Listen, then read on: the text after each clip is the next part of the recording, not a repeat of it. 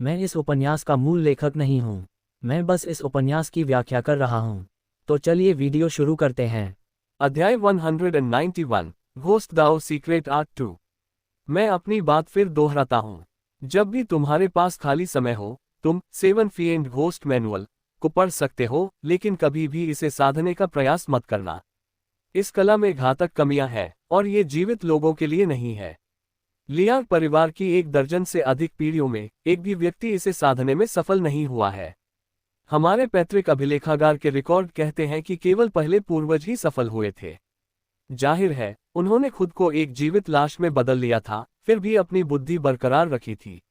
Liang song ने अत्यंत गंभीरता के साथ यह चेतावनी दी।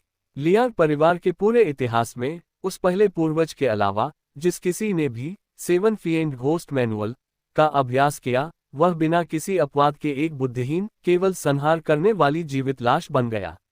जी गुरुदेव। लिन जेयू ने चारों मैनुअल स्वीकार कर लिए और जिज्ञासावश 7 फीएंड घोस्ट मैनुअल को घूरने लगा। उसने पहले एक जीवित लाश की शक्ति देखी थी और वह समझता था कि यह शक्ति कितनी विचित्र और भयानक हो सकती है। किसी तकनीक की सुरक्षा की पुष्टि करने से पहले वह कभी भी उसे साधने का प्रयास नहीं करेगा। वह बस एक ऐसी विधि से मंत्रमुग्ध था जो किसी के शरीर को राक्षसी चीज में बदलने में सक्षम थी। 7 फीएंड घोस्ट मैनुअल को देखकर उसे कल्टिवेशन उपन्यासों की उन लाश शोधन कलाओं की याद आ गई, जहां लाशों को कठपुतली बना दिया जाता था। हालांकि तुम्हें इसे साधना नहीं चाहिए, लेकिन इसका कुछ ज्ञान, जैसे कि व्यूह रचना और घोस्ट दाव, गुप्त कलाएं, तुम्हारे दृष्टिकोण को व्यापक बना सकती हैं और संदर्भ के लिए इनका बहुत महत्व है। यदि ऐसा समय आता है जब तुम ट्रांसफॉर्मिंग फोर्स चरण तक पहुंचते हो, तो वहां जो लिखा है वह काफी उपयोगी साबित होगा, लियांग सोंग ने कहा। यही कारण था कि ये जानते हुए भी कि मैनुअल कितना खतरनाक था, उन्होंने इसे लिन जेयू को सौंपने का फैसला किया था। घोस्ट दाव, गुप्त कलाओं में निहित ज्ञान अत्यंत जटिल था और मूल्यवान अंतर्दृष्टि प्रदान करता था। धन्यवाद गुरुदेव, मैं आपकी बातों को याद रखूंगा, लिन जेयू ने गंभीरता से कहा। ठीक है, अब मैं चलता हूँ। तुम्हें भी अपना सामान बांध लेना चाहिए और कुछ समय के लिए बाफांग सिटी छोड़कर कहीं छिप जाना चाहिए, या सीनियर ये लियांगचेन के करीब रहना चाहिए। अकेले मत रहना। मुझे डर है कि अगर फॉरेस्ट नेट टेम्पल मुझे नहीं ढूंढ पाया, तो वे इसके बदले तुम्हें बंधक बना सकते हैं, लियांग सोंग ने पूरी ईमानदारी से निर्देश दिया। बोलने के बाद वह जल्दी से संकरी गली में ओझल हो गए। लिन जेयू ने चुपचाप लियांग सोंग की जाती हुई आकृति को देखा और मन ही मन विदा कहा। संभव था कि वे फिर कभी न मिलें। 1 साल से भी अधिक समय पहले इस दुनिया में आने के बाद से लियांग सोंग उसके सबसे बड़े परोपकारी रहे थे। जैसे ही वे हमेशा के लिए अलग हुए, उसके भीतर एक शांत उदासी उमड़ पड़ी। एक बार जब लियांग सोंग की आकृति नजरों से पूरी तरह ओझल हो गई, तो लिन जेयू आंगन में वापस मुड़ा और दरवाजा बंद कर लिया। उसने फिटिंग वाले कपड़े पहने, और उसके नियंत्रण में उसके चेहरे के नैन नक्श सूक्ष्म रूप से बदल गए जब तक कि उसने एक मध्यम आयु वर्ग के शिकारी का परिचित रूप नहीं ले लिया। अब से बाफांग सिटी में उसका यही चेहरा होगा, कम से कम खुले में बाहर निकलते समय। एक हल्की सी हरकत के साथ लिन जेयू पिछले आंगन से कूदा। आसपास किसी को न देखकर वह गलियों में सरक गया और दयांग जिले की ओर चल पड़ा। दयांग जिला जिंगलुआन जिले जितना हलचल भरा नहीं था, ये बाहरी इलाके में स्थित था, जहां घर विरल थे और वातावरण शांत जीवन के लिए अधिक उपयुक्त था। लिन जेयू ने एक शांत आंगन किराए पर लिया और वहां बस गया। उसने इसे केवल 1 महीने के लिए किराए पर लिया था। उसका इरादा 100 रिफाइनमेंट्स ट्रेजर मैनुअल को पूर्णता तक साधने के बाद बाफांग सिटी छोड़ने का था। एक बार सिद्ध हो जाने पर यह मैनुअल उसे मैरो रिफाइनिंग रील के जानवर के बराबर रक्षा प्रदान करेगा, जिससे सेंट्रल प्लेन्स की यात्रा पर उसके जीवित रहने की संभावना काफी बढ़ जाएगी। किराए का प्रबंध करने के बाद लिन जेयू अपने मूल निवास स्थान पर लौटा। अपना असली रूप बहाल करने के बाद उसने हान तियानमिन का दरवाजा खटखटाया। इतनी जल्दी चाचा, आप एक दिन और क्यों नहीं रुकते ताकि हम आपके लिए विदाई भोज का आयोजन कर सकें। हान मो की पत्नी ने जब सुना कि लिन जेयू जा रहा है, तो उसे रुकने के लिए मनाने की कोशिश की। वह जानती थी कि वह अंततः चला जाएगा, लेकिन उसे उम्मीद नहीं थी कि यह इतना अचानक होगा। हाँ चाचा लिन, एक दिन और रुकिए ताकि हम आपको ठीक से विदा कर सकें, हान तियानमिन ने भी कहा। उसके भीतर एक हल्की सी अनिच्छा जाग उठी। लिन जेयू को आधा उसका शिक्षक माना जा सकता था। इतने लंबे समय तक टॉक्सिकोलॉजी कोडेक्स का अध्ययन करने के बाद हान तियानमिन अच्छी तरह जानता था कि ये कितना कीमती है, फिर भी चाचा लिन ने इसे उसे स्वतंत्र रूप से दिया था और धैर्य के साथ उसका मार्गदर्शन किया था। कोई ज़रूरत नहीं है। बाफांग सिटी में रहने के दौरान मैंने पहले ही तुम्हारे भोजन का काफ़ी आनंद लिया है, इसलिए मुझे विदा करने की कोई ज़रूरत नहीं है। एक बार पैकिंग खत्म करने के बाद मैं तुरंत निकल जाऊंगा। अगर किस्मत ने चाहा तो हम फिर मिलेंगे। ओह, और ये तकनीकें ले लो। अब इन्हें अच्छी तरह से साधना। अपनी प्राकृतिक प्रतिभा या अपने पिता की उम्मीदों को बेकार मत जाने देना, लिन जेयू ने गर्मजोशी भरी मुस्कान के साथ कहा। उसने हान तियानमिन और अन्य लोगों को 100 रिफाइनमेंट्स ट्रेजर मैनुअल और राजिन विंड स्लैश का मैनुअल सौंप दिया। जहां तक उनके गुरु द्वारा दिए गए 4 मैनुअल की बात थी, वे उनके देने के लिए नहीं थे। सीनियर भाई हान मो भी लियांगसोन के शिष्य थे। यदि उनके गुरु उन्हें वे देना चाहते तो वे खुद ऐसा करते। लिन जेयू के अपने आंगन में लौटने के कुछ ही देर बाद अपनी मां के निर्देश पर हान तियानमिन विदाई उपहार देने आया। लिन जेयू ने उपहार स्वीकार किया और अपने प्रस्थान की तैयारी शुरू कर दी। उसने एक चौड़े लिबादे के नीचे अपना भारी कवच पहना और अपनी यात्रा की गठरी पीठ पर लाद ली। फिर अपने नैन नक्श में सूक्ष्म बदलाव के साथ उसका चेहरा एक मध्यम आयु वर्ग के व्यक्ति के उग्र चेहरे में बदल गया। अपने पैर के एक हल्के थपथपाव के साथ उसकी ब्लड क्यू उमड़ पड़ी और उसकी आकृति आंगन की दीवार के ऊपर से शान से उड़ गई। 500 किलोग्राम से अधिक का भार होने के बावजूद वह अभी भी एक अबाबील की तरह हल्का चला और बिना किसी आहट के जमीन पर उतरा। आंगन से बाहर कूदने के बाद लिन जेयू ने अपने आसपास का मुआयना किया। सायों में किसी को छिपा हुआ न देखकर वह मुड़ा और अपनी पीठ पर गठरी लादे संकरी गली में सरक गया। जैसे ही वह गली से बाहर निकला, हर कदम के साथ उसकी आभा मजबूत होती गई। जल्द ही लिन जेयू ने टॉर्टोइस ब्रीथ ग्रैंड मेथड के दमन को छोड़ दिया, जिससे ब्लड क्यू रील्म की उग्र आभा बाहर की ओर उमड़ने लगी। चरमराहट। लिन जेयू ने दरवाजा धकेला और यह देखकर हैरान रह गया कि आंगन साफ सुथरा था। लेकिन फिर यह प्रति माह लगभग एक चांदी के टका का था।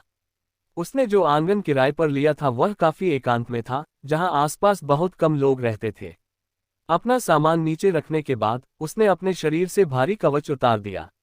यहां पहुंचने के बाद उसने सबसे पहला काम कवच को सुरक्षित रखने के लिए एक गुप्त कक्ष तैयार करने का किया। इसकी कीमत 2000 चांदी के टका से अधिक थी, इसलिए यदि यह चोरी हो जाता तो उसका दिल टूट जाता। जहां तक उसकी शेष चांदी की बात थी, उसने उसे अपने पास रखा। उसे सोने में बदलने के बाद उसे ले जाना बहुत आसान हो गया था। जैसे जैसे शाम गहरी हुई, रात धीरे धीरे उतर आई। लिन जेयू ने एक छिपा हुआ कक्ष खोदना समाप्त किया, कवच को अंदर रखा और एक बार जब उसे यकीन हो गया कि इसे आसानी से खोजा नहीं जा सकेगा, तो उसने पूरी तरह से राहत महसूस की। लिन जेयू फिर आंगन में पत्थर की मेज के पास बैठ गया। तेल का दिया जलाकर उसने एक बर्तन चाय बनाई और मेज पर 4 मैनुअल करीने से सजाए। चाय की एक चुस्की लेते हुए उसने एक मैनुअल खोला और पढ़ना शुरू किया। ये 4 मैनुअल उसे उस सुबह उसके गुरु लियांगसोन ने दिए थे। प्रत्येक में एक ठोस साधना पद्धति थी। 7 फीएंड घोस्ट मैनुअल के अलावा Phantom shadow step, boiling blood secret art और वेव सनराइज सेबर तकनीक भी थे। फैंटम शैडो स्टेप एक चपलता तकनीक थी। 10,000 ट्रूप स्टेप्स के समान ये चपलता पर जोर देती थी, लेकिन इसके विपरीत फैंटम शैडो स्टेप भूतिया और मायावी होने की ओर झुकी हुई थी। इसकी हरकतें स्वप्निल थीं, जिससे व्यक्ति एक मायावी भूतिया साय की तरह दिखाई देता था। दूसरी ओर वेव सनराइज सेबर तकनीक पूरी तरह से उग्रता पर केंद्रित थी। फैंटम शैडो स्टेप की तरह ये एक ब्लड क्यू रील्म तकनीक थी, जिसे रक्त ऊर्जा के तीसरे रूपांतरण तक साधा जा सकता था। जहां तक तलवारबाजी की बात है, लिन जेयू के पास पहले से ही राजिन विंड स्लैश थी, जो पर्याप्त से अधिक थी। हालांकि वेव सनराइज सेबर तकनीक शक्तिशाली थी, लेकिन यह राजिन विंड स्लैश से काफी अलग थी और केवल संदर्भ के रूप में काम कर सकती थी। हालांकि फैंटम शैडो स्टेप को उसकी गोल्डन गूज तकनीक में एकीकृत किया जा सकता था। जब वह 100 रिफाइनमेंट्स ट्रेजर मैनुअल को सिद्ध कर लेगा तो उसकी ब्लड क्यू और मजबूत और हिंसक हो जाएगी। उस समय वह फैंटम शैडो स्टेप को गोल्डन गूज तकनीक के 10वें चरण में मिलाने की कोशिश कर सकता था। ये बॉइलिंग ब्लड सीक्रेट आर्ट दिलचस्प है। ये प्राण, ऊर्जा और आत्मा को जलाकर अपनी सुप्त क्षमता को उत्तेजित करती है ताकि थोड़े समय के लिए ताकत को काफी बढ़ाया जा सके। हालांकि इसके दुष्प्रभाव गंभीर लग रहे हैं। इसका उपयोग करने के बाद व्यक्ति 1 महीने से अधिक समय तक कमजोर रहता है। लेकिन प्रभाव उल्लेखनीय है, 3 मिनट के लिए शक्ति को 5 गुना बढ़ाने में सक्षम। ये गुप्त कला खतरनाक है, इसलिए इसे केवल अंतिम उपाय के रूप में ही इस्तेमाल किया जा सकता है। यदि कला का उपयोग 3 मिनट से अधिक समय तक किया गया, तो प्राण, ऊर्जा और आत्मा का जलना सुरक्षित सीमा से अधिक हो जाएगा, जिससे व्यक्ति की नींव को नुकसान पहुंचेगा और जीवनकाल कम हो जाएगा। पाठ के अनुसार प्रत्येक अतिरिक्त मिनट जीवन के 10 वर्ष जला देगा। यदि कोई 6 मिनट से अधिक समय तक जारी रखता है, तो ये अब केवल जीवनकाल की बात नहीं रह जाएगी। शरीर के प्राण, ऊर्जा और आत्मा पूरी तरह से समाप्त हो जाएंगे, जिससे मृत्यु हो जाएगी। लिन जेयू ने एक बार फिर बॉइलिंग ब्लड सीक्रेट आर्ट के पन्ने पलटे, फिर उसे एक तरफ रख दिया। एक बार जब वह 100 रिफाइनमेंट्स ट्रेजर मैनुअल को सिद्ध कर लेगा, तो वह पहले बॉइलिंग ब्लड सीक्रेट आर्ट सीख सकता है, फिर गोल्डन गूज तकनीक को उसके 10वें चरण तक ले जा सकता है।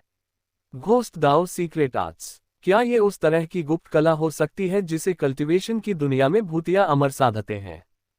उसने 7 फीएंड घोस्ट मैनुअल खोला और ध्यान से पढ़ने लगा। इस दुनिया में इतना समय बिताने के बाद वह आखिरकार वास्तव में साधना से संबंधित मैनुअल के संपर्क में आया था। अध्याय 192 विजुअलाइजेशन आरेख और मंत्र 1। ठंडी हवाएं चल रही थी और शरद ऋतु की उस रात में काफी ठंडक थी। चमकीली चांदनी बिखरी हुई थी, जिससे पूरे आंगन पर चांदी जैसी ओस की परत जमी हुई लग रही थी। टिमटिमाती तेल के दिए की लौ लिन जेयू के चेहरे पर छाई हैरानी को साफ दिखा रही थी। यह अद्भुत है, ये वास्तव में घोस्ट दाओ सीक्रेट आर्ट कहलाने के योग्य है। लिन जेयू खुद को तारीफ करने से रोक नहीं पाया। जो कुछ लिखा था उसमें से बहुत कुछ उसकी समझ से परे था, फिर भी उसे एक अनजानी सी गहराई का एहसास हो रहा था। 7 फीएंड घोस्ट मैनुअल 3 मुख्य भागों में विभाजित था: साधना के गुप्त कौशल, 7 राक्षसी व्यूह और आत्मा के गुप्त कौशल।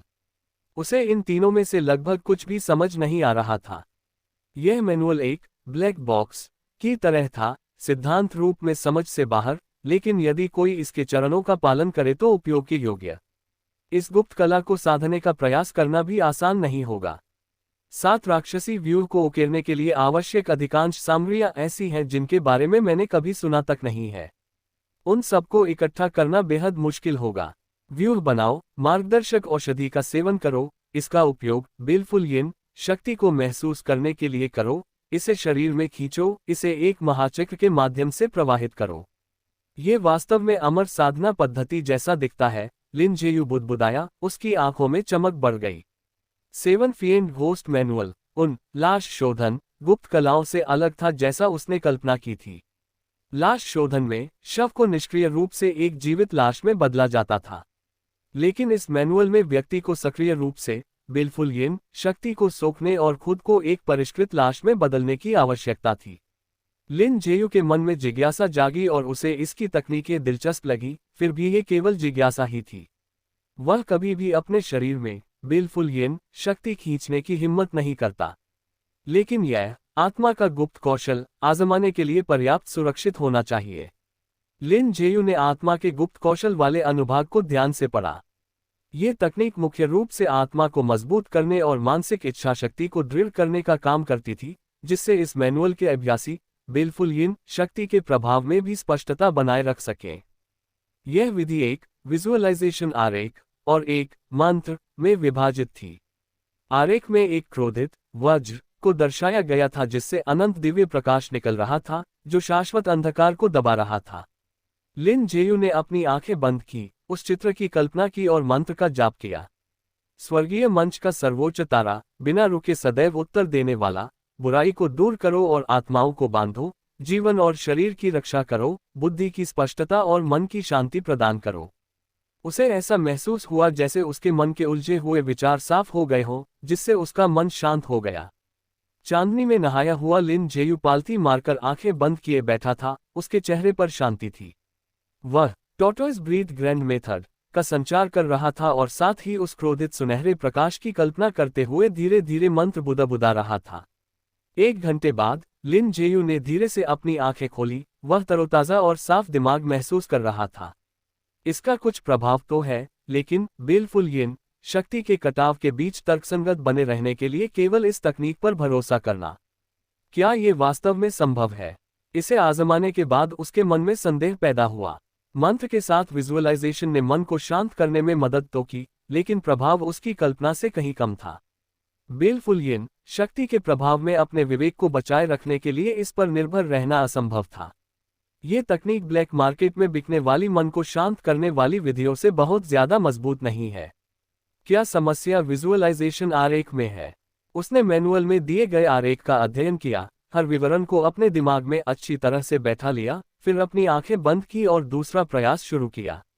1 घंटे बाद यह अभी भी काम नहीं कर रहा है। विजुअलाइजेशन आरेख लगभग बेकार महसूस होता है और इस मन शुद्धिकरण मंत्र की शक्ति से बिल्कुल मेल नहीं खाता। लिन जेयू ने सिर हिलाया। लिन जेयू को संदेह था कि समस्या स्वयं विजुअलाइजेशन आरेख में ही थी। किसी व्यक्ति की आत्मा और इच्छाशक्ति को मजबूत करने में सक्षम आरेखों के निर्माण के लिए अत्यंत कठिन शर्तों की आवश्यकता होती होगी। एक मैनुअल में साधारण से चित्र से ऐसे प्रभावों की उम्मीद करना लगभग असंभव था। हालांकि आरेख ने उसे निराश किया, फिर भी वह संतुष्ट था। कम से कम वह मंत्र प्रभावी था, जो उसे भटके हुए विचारों को साफ करने, मन को शांत करने और अपनी मानसिक शक्ति को बहाल करने में मदद कर रहा था। सुबह कोहरे में लिपटी हुई आई। रात भर में तापमान गिर गया था और आंगन की पत्तियों पर ओस की एक पतली परत जम गई थी। लिन जेयू अपने कमरे से बाहर निकला और अंगड़ाई ली। आज मौसम अच्छा था, शिकार के लिए एकदम सही। जब वह शहर के गेट पर पहुंचा, तो वहां एक लंबी कतार देखकर वह हैरान रह गया। दोस्त, यहाँ क्या हो रहा है? लिन जेयू ने अपने बगल वाले आदमी से पूछा। कोई अंदाजा नहीं, लगता है कि वे किसी की तलाश कर रहे हैं। किसी ने किसी बड़ी शक्ति को नाराज कर दिया है और अब शहर छोड़ने वाले हर व्यक्ति की बारीकी से जांच की जा रही है, उस आदमी ने उत्तर दिया। लिन जेयू ने गेट की ओर देखा जहां एबिस संप्रदाय के कपड़े पहने कई लोग आने जाने वालों के चित्रों से मिलान कर रहे थे। चित्र में जो व्यक्ति था वह लियांग सोंग था। इतनी जल्दी? क्या गुरु उनसे पहले शहर छोड़ने में कामयाब रहे? लिन जेयू ने हल्की सी भौहें सिकोड़ी।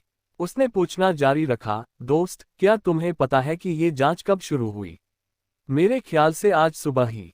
जब मैं कल शिकार से लौटा था, तब गेट पर बिल्कुल भी सख्ती नहीं थी, उस आदमी ने कहा। ये सुनकर लिन जेयू ने राहत की एक छोटी सी सांस ली। लियांग सोन को कल ही खतरे की भनक लग गई थी, उन्होंने उसे तुरंत चेतावनी दी और फिर चले गए। एक बार शहर के बाहर किसी दूरस्थ पहाड़ी जंगल में छिप जाने के बाद उन्हें ढूंढ पाना लगभग असंभव होगा। आखिरकार लिन जेयू की बारी आई। शहर छोड़ने के लिए निरीक्षण अत्यंत सख्त था।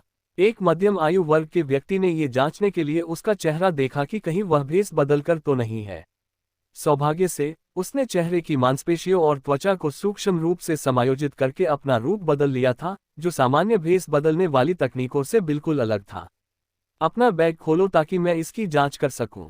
ये पुष्टि करने के बाद कि वह भेस में नहीं है, एबिस संप्रदाय के एक शिष्य ने लिन जेयू के फूले हुए बैग को दुर्भावना से देखा।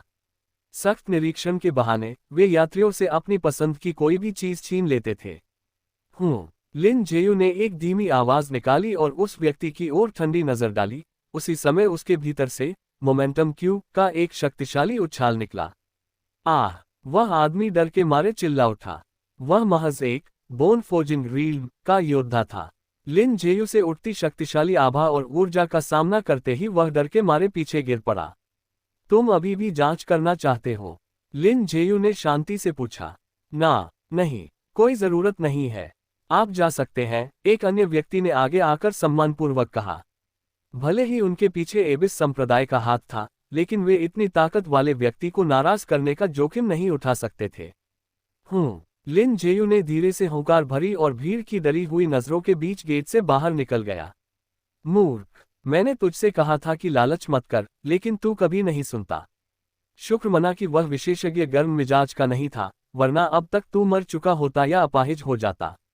वह आदमी अपने गिरे हुए साथी को डांटते हुए लात मार रहा था, वह अभी भी डरा हुआ था।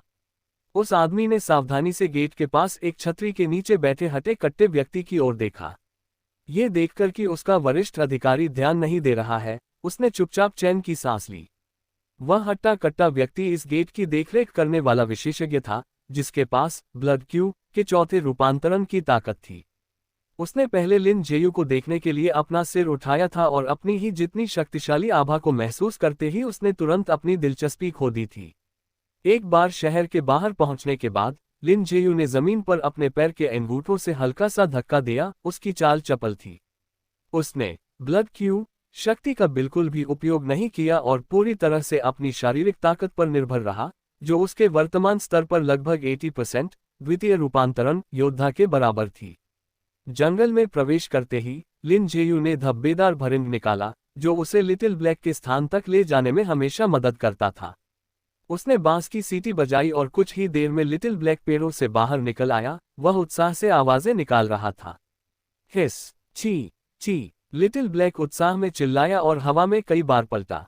खाने के बारे में सोचना बंद करो, मुझे किसी भयंकर जानवर का शिकार करने ले चलो। लिन जेयू ने लिटिल ब्लैक के जिज्ञासु सिर को थपथपाया और मुस्कुराते हुए उसे डांटा। वह छोटा जीव आते ही उसके बैग को घूर रहा था, इस उम्मीद में अपने पंजे मार रहा था कि उसे भुना हुआ मांस मिलेगा। छी, छी, छी, छी। लिटिल ब्लैक ने नाखुशी में विरोध किया, लेकिन लिन जेयू के घूरते ही वह पलक झपकते ही वहां से भाग निकला। लिन जेयू बिना किसी हड़बड़ी के लिटिल ब्लैक के पीछे चल पड़ा। पहले उसे साथ चलने के लिए अपनी पूरी ब्लड क्यू का संचार करना पड़ता था। अब जबकि उसका शरीर इतना मजबूत हो गया था कि उसकी केवल कच्ची शारीरिक शक्ति ही 80% द्वितीय रूपांतरण योद्धा के बराबर थी, उसे लिटिल ब्लैक की गति का मुकाबला करने के लिए अपनी ब्लड क्यू के 60% से भी कम की आवश्यकता थी।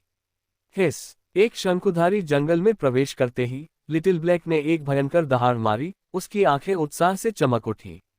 इतने समय तक साथ काम करने के बाद उन दोनों के बीच एक गहरी समझ बन गई थी। लिटिल ब्लैक की प्रतिक्रिया देखकर लिन जेयू जान गया कि उन्हें अपना शिकार मिल गया है। उसने अपने कदम रोके, टॉर्टोइस ब्रीड ग्रैंड मेथड को पूरी तरह सक्रिय किया, अपनी आभा को न्यूनतम स्तर तक दबा दिया और गोल्डन स्केल सेबर को थाम लिया। लिटिल ब्लैक द्वारा जानवर को फुसलाकर लाने का इंतजार करने लगा। दहाड़। कुछ ही देर में जंगल में एक गूंजती हुई दहाड़ सुनाई दी। लिटिल ब्लैक उत्साह से लबालब पेड़ों के बीच से बाहर निकला और अपने पंजे हिलाते हुए लिन जेयू के पास पहुंच गया। एक और जिसके साथ तुम्हारी दुश्मनी है। लिटिल ब्लैक के हाव भाव देखकर लिन जेयू तुरंत जान गया कि यह जानवर लिटिल ब्लैक का कोई पुराना दुश्मन ही होगा। एक स्थानीय जीव के रूप में लिटिल ब्लैक युद्ध में विशेष रूप से शक्तिशाली नहीं था, लेकिन वह तेज था, सख्त खाल वाला था और जीवित बचने में माहिर था। वह उस समय मैरो रिफाइनिंग रील के शीर्ष स्तर के जानवर के पंजों से भी बच निकला था। अपनी उत्कृष्ट उत्तरजीविता क्षमताओं के आधार पर वह हर जगह घूमता रहता था, तमाम तरह के भयंकर जानवरों को उकसाता था और कई दुश्मन बना लेता था। हालांकि जब से वह लिन जेयू के साथ रहने लगा था, लिटिल ब्लैक उसे उन जानवरों का शिकार करने के लिए ले जाता रहा था जिन्होंने कभी उसका बुरा किया था। अब तक उस एक अत्यधिक शक्तिशाली जानवर को छोड़कर उसके अधिकांश दुश्मनों को लिन जेयू पहले ही पकड़कर बेच चुका था। अध्याय 193 विजुअलाइजेशन आरेख और मंथ 2। दहाड़। एक और दहाड़ गूंजी और 3 मीटर से भी अधिक ऊंचा एक भयंकर जानवर बाहर निकला, जिसका पूरा शरीर एक विशाल भालू की तरह काले फर से ढका हुआ था। उसकी आभा अत्यंत शक्तिशाली थी, यहां तक कि उस 5वें रूपांतरण वाले जानवर से भी अधिक जिसे लिन जेयू ने पहले मारा था। हे! लिन जेयू के होठों पर एक मुस्कान आ गई। अपने दाहिने हाथ के एक झटके के साथ गोल्डन स्केल सेबर एक तीखी आवाज के साथ जमीन में धंस गई। उसने अपने दाहिने पैर से जोर से धक्का दिया और किसी दागे गए तोप के गोले की तरह आगे बढ़ा। उस जानवर की सख्त खाल और मध्यम ताकत उसे अभ्यास के लिए एकदम सही बनाती थी। धड़ाक! उसका मुक्का हवा को चीरता हुआ निकला और एक भारी गूंज के साथ जानवर की मोटी बांह से टकराया। दहाड़! जानवर दहाड़ा और उसने भयानक बल के साथ लिन जेयू के सिर पर एक विशाल पंजा मारा। लिन जेयू ने उस भयंकर प्रहार से बचने के लिए अपना बायां पैर पीछे हटाया और एक और मुक्का मारा। उसे इस स्तर के जानवर के लिए गोल्डन गूज तकनीक पर निर्भर रहने की जरूरत नहीं थी। इस बार वह मुख्य रूप से बारबेरिक ऑक्स फिस्ट को निखार रहा था और मुक्के की गति पर अपने नियंत्रण का अभ्यास कर रहा था। ठक ठक ठक! भारी प्रहारों की गूंज सुनाई दे रही थी जब इंसान और जानवर के बीच क्रूर वारों का आदान प्रदान हुआ। उनके आसपास के पेड़ झटकों की लहरों से टूटकर एक एक करके जमीन पर गिर रहे थे। बहुत अच्छे, लिन जेयू चिल्लाया, वह उत्साहित था। उसकी गति की ऊर्जा ऊपर की ओर उमड़ी, और वह खुद एक मानव रूपी जानवर की तरह लग रहा था, जो अपने सामने वाले जीव की तरह ही दबंग और भयंकर था। धड़ाक, उफ! छाती पर मुक्का लगते ही जानवर के मुंह से एक दबी हुई कराह निकली। उसने लिन जेयू के दाहिने कंधे पर पंजे से वार करके जवाबी हमला किया, जिससे वह कई कदम पीछे हट गया। बुरा नहीं है, उस वार से वास्तव में दर्द हुआ। लिन जेयू ने अपना कंधा थपथपाया और फिर से हमला किया। उसकी वर्तमान रक्षा जानवर की तुलना में मजबूत थी। उसके पंजों से केवल हल्का दर्द हुआ, और ब्लड क्यू के थोड़े से संचार के साथ वह एहसास ऐसे गायब हो गया जैसे उसे कभी चोट ही न लगी हो। अबूवार! इतनी लंबी लड़ाई के बाद भी इंसान को जोश से भरा देख जानवर का लड़ने का हौसला टूट गया।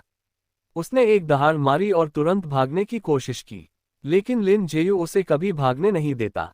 इस ताकत के जानवर को जीवित पकड़ने पर कम से कम 800 या 900 चांदी के टका मिलते। जैसे ही उसने अपनी गोल्डन गूज तकनीक का उपयोग शुरू किया, उसकी ब्लड क्यू फूट पड़ी और उसकी गति आसमान छूने लगी। पलक झपकते ही उसने भागते हुए जानवर को रोक लिया। बूम! उसने फिर से अपना मुक्का घुमाया और प्रहार किया। चूंकि उसे आखिरकार अच्छी ताकत और सख्त खाल वाला जानवर मिल गया था, इसलिए उसने उसे जीवित पकड़ने की योजना बनाई। इसे तुरंत बेचने के बजाय वह इसे बंद करके रखेगा और अपनी बारबेरिक ऑक्स फिस्ट को मांझने के लिए इसे समय समय पर छोड़ेगा। चट चट! जंगल में अलाव की आग हल्की सी चटक रही थी। वह अब लगभग बुझ चुकी थी, केवल चमकते अंगारों का ढेर बचा था। धड़ाक, धड़ाक, धड़ाक! खाने और आराम करने के बाद लिन जेयू ने कसकर बंधे उस विशाल भालू जैसे जानवर को खोल दिया और मौके तानकर फिर से उस पर हमला कर दिया। वह विशाल जीव पूरी तरह हार मान चुका था। वह भाग नहीं सकता था और जीत नहीं सकता था। उसने अपने पंजों से अपना सिर ढंक लिया और जमीन पर दुबक कर लेट गया, बिल्कुल गतिहीन। लिन जेयू निशब्द रह गया। क्या इस जानवर ने पूरी तरह हार मान ली है और चुपचाप मार खाने का फैसला कर लिया है? हिस, छी, छी! लिन जेयू रुक गया, लेकिन लिटिल ब्लैक उत्साह से भर गया। उसने अपने पंजे भयंकर तरीके से हिलाए और उस बेजान पड़े भालू पर झपटता रहा। उस समय लिटिल ब्लैक को इसी जानवर ने बुरी तरह दौड़ाया था और उसे काफी अपमान सहना पड़ा था। दहाड़! विशाल भालू दहाड़ा। उसने लिन जेयू को देखने के लिए अपना सिर उठाया, फिर बेबसी में इसे फिर से नीचे कर लिया, अपनी खोपड़ी को ढंक लिया और लिटिल ब्लैक को बिना किसी बाधा के हमला करने दिया। बस, हम इसे और प्रताड़ित नहीं कर सकते। चलो इसे बेच देते हैं। लिन जेयू ने लिटिल ब्लैक को रोका और जानवर को एक बार फिर कसकर बांध दिया। जीव काफी बड़ा था, लेकिन उसने उसे ऊपर उठा लिया। लिटिल ब्लैक, चलो! उसने उसे पीछे आने का संकेत देते हुए पुकारा। जब तक वह बाफांग सिटी में प्रवेश नहीं कर रहा होता, वह लिटिल ब्लैक को हमेशा अपने साथ रखता था। मार्केट स्क्वायर में प्रवेश करते ही लिन जेयू को देखकर एक बार फिर लोग आश्चर्य से भर गए। वह एक स्थानीय हस्ती बन चुका था। हर बार जब वह आता, तो उसके कंधे पर एक ब्लड क्यू रील का जानवर होता और उसके पीछे एक अत्यधिक बुद्धिमान छोटा जीव चल रहा होता। धिक्कार है, वह जानवर बहुत ताकतवर है। ये कम से कम ब्लड क्यू के 5वें रूपांतरण पर है। किसी ने आश्चर्य से कहा। वह खुद अच्छी ताकत वाला एक मार्शल कलाकार था, जो पहले से ही ब्लड क्यू के 30वें रूपांतरण पर था। कितना शक्तिशाली है! इसमें कोई आश्चर्य नहीं कि वह बड़े गुटों के सभी भर्ती प्रस्तावों को ठुकरा देता है। अगर मैं हर कुछ दिनों में 2 या 3 ब्लड क्यू रील जानवरों का शिकार कर पाता, तो मैं भी कोई भर्ती स्वीकार नहीं करता। पैसा कमाने की ये क्षमता वास्तव में ईर्ष्या के योग्य है, एक बुजुर्ग व्यक्ति ने आह भरी। तुलना इंसान को मार सकती है। वह खुद ताकतवर था, जिसने समृद्ध अनुभव के साथ जीवन भर जानवरों का शिकार किया था और बाजार में एक शीर्ष शिकारी माना जाता था। लेकिन लिन जेयू की तुलना में अंतर बहुत बड़ा था। ओल्ड वे, हताश मत हो। उस आदमी की ताकत देखो और फिर अपनी देखो। वह भयंकर नौजवान कम से कम एक मैरो रिफाइनिंग रील का योद्धा है। तुम्हारे जैसा मामूली चौथे रूपांतरण का योद्धा उसका मुकाबला कैसे कर सकता है? एक और बूढ़ा आदमी घिसटते हुए पास आया और हंसा। हे, मैरो रिफाइनिंग रील के योद्धाओं में भी जो वह कर सकता है वैसा करने वाले बहुत कम हैं। क्या आपको लगता है कि भयंकर जानवरों का शिकार करना इतना आसान है? हर जानवर सतर्क होता है। बस उनके छिपने की जगह ढूंढना ही काफी कठिन है, और एक बार जब आप उन्हें ढूंढ लेते हैं तो उनकी मोटी खाल उन्हें मारना और भी कठिन बना देती है, ओल्ड वेई ने सिर हिलाते हुए उत्तर दिया। लिन जेयू भावहीन रहा और उसने इन बातों पर ध्यान नहीं दिया। बाजार में प्रवेश करते ही उसने जानवर को जमीन पर पटक दिया और उसकी नीलामी शुरू कर दी। बाजार में ब्लड क्यू के 5वें लगभग 6ठे रूपांतरण का जीवित जानवर दुर्लभ और अत्यधिक मूल्यवान था। बोली लगाने के कई दौर के बाद उच्चतम प्रस्ताव 1100 चांदी के टका तक पहुंच गया। खरीदार जायंट स्पिरिट गैंग से था। अन्य गुटों की तरह उन्होंने लिन जेयू को भर्ती करने की कोशिश की, लेकिन उसने तुरंत मना कर दिया। 6 दिन तेजी से बीत गए। 5वें रूपांतरण से ऊपर के जानवर कम ही मिलते थे। उस विशाल भालू के अलावा लिन जेयू को समान ताकत वाला कोई दूसरा जानवर नहीं मिला था, जिससे वह निराश था। एक उपयुक्त प्रतिद्वंद्वी उसे बारबेरिक ऑक्स फिस्ट को निखारने और मौके की गति के उपयोग को बेहतर बनाने में बहुत मदद करता।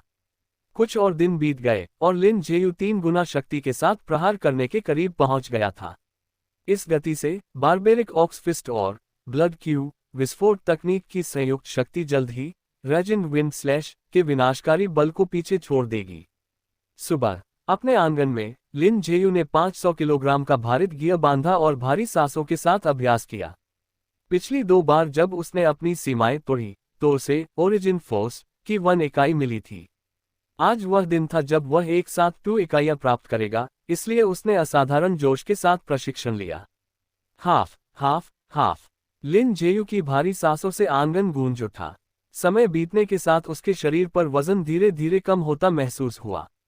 3 घंटे के बाद उसके चेहरे के तनावपूर्ण भाव राहत और संतुष्टि में बदल गए। उसने एक गहरी सांस छोड़ी और जमीन पर हाथ पांव फैलाकर गिर गया। उसकी मांसपेशियां हल्की सी कांप रही थी। स्वर्ग परिश्रम को पुरस्कृत करता है, हेवन रिवॉर्ड्स द डिलिजेंट।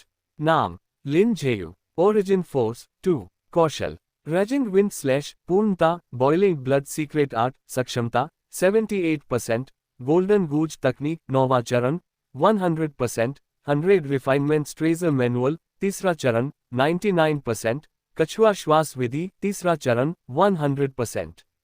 उसकी चेतना में ओरिजिन फोर्स की 2 और इकाइयां प्रकट हुई। पिछले 6 दिनों से लिन जेयू जब भी खाली समय मिलता बॉइलिंग ब्लड सीक्रेट आर्ट का अध्ययन कर रहा था। इस गुप्त कला को साधना उसकी कल्पना से कहीं अधिक आसान था। बॉइलिंग ब्लड सीक्रेट आर्ट शरीर में ब्लड क्यू शक्ति को नियंत्रित करके और विशिष्ट क्रम और बल के स्तरों के साथ पूरे शरीर में एक्यूपंक्चर बिंदुओं को उत्तेजित करके काम करती थी ताकि सुप्त क्षमता को जगाया जा सके। और ब्लड क्यू पर लिन जेयू की महारत पहले से ही आश्चर्यजनक स्तर पर पहुंच चुकी थी। जब उसने टॉर्टोइस ब्रीथ ग्रैंड मेथड में पूर्णता हासिल की थी, तब ब्लड क्यू पर उसका नियंत्रण उसके स्तर के अन्य योद्धाओं से कहीं आगे निकल गया था। बाद में जब उसने ब्लड क्यू विस्फोट तकनीक को गोल्डन गूज तकनीक में मिलाया तो उसका नियंत्रण और भी बेहतर हो गया।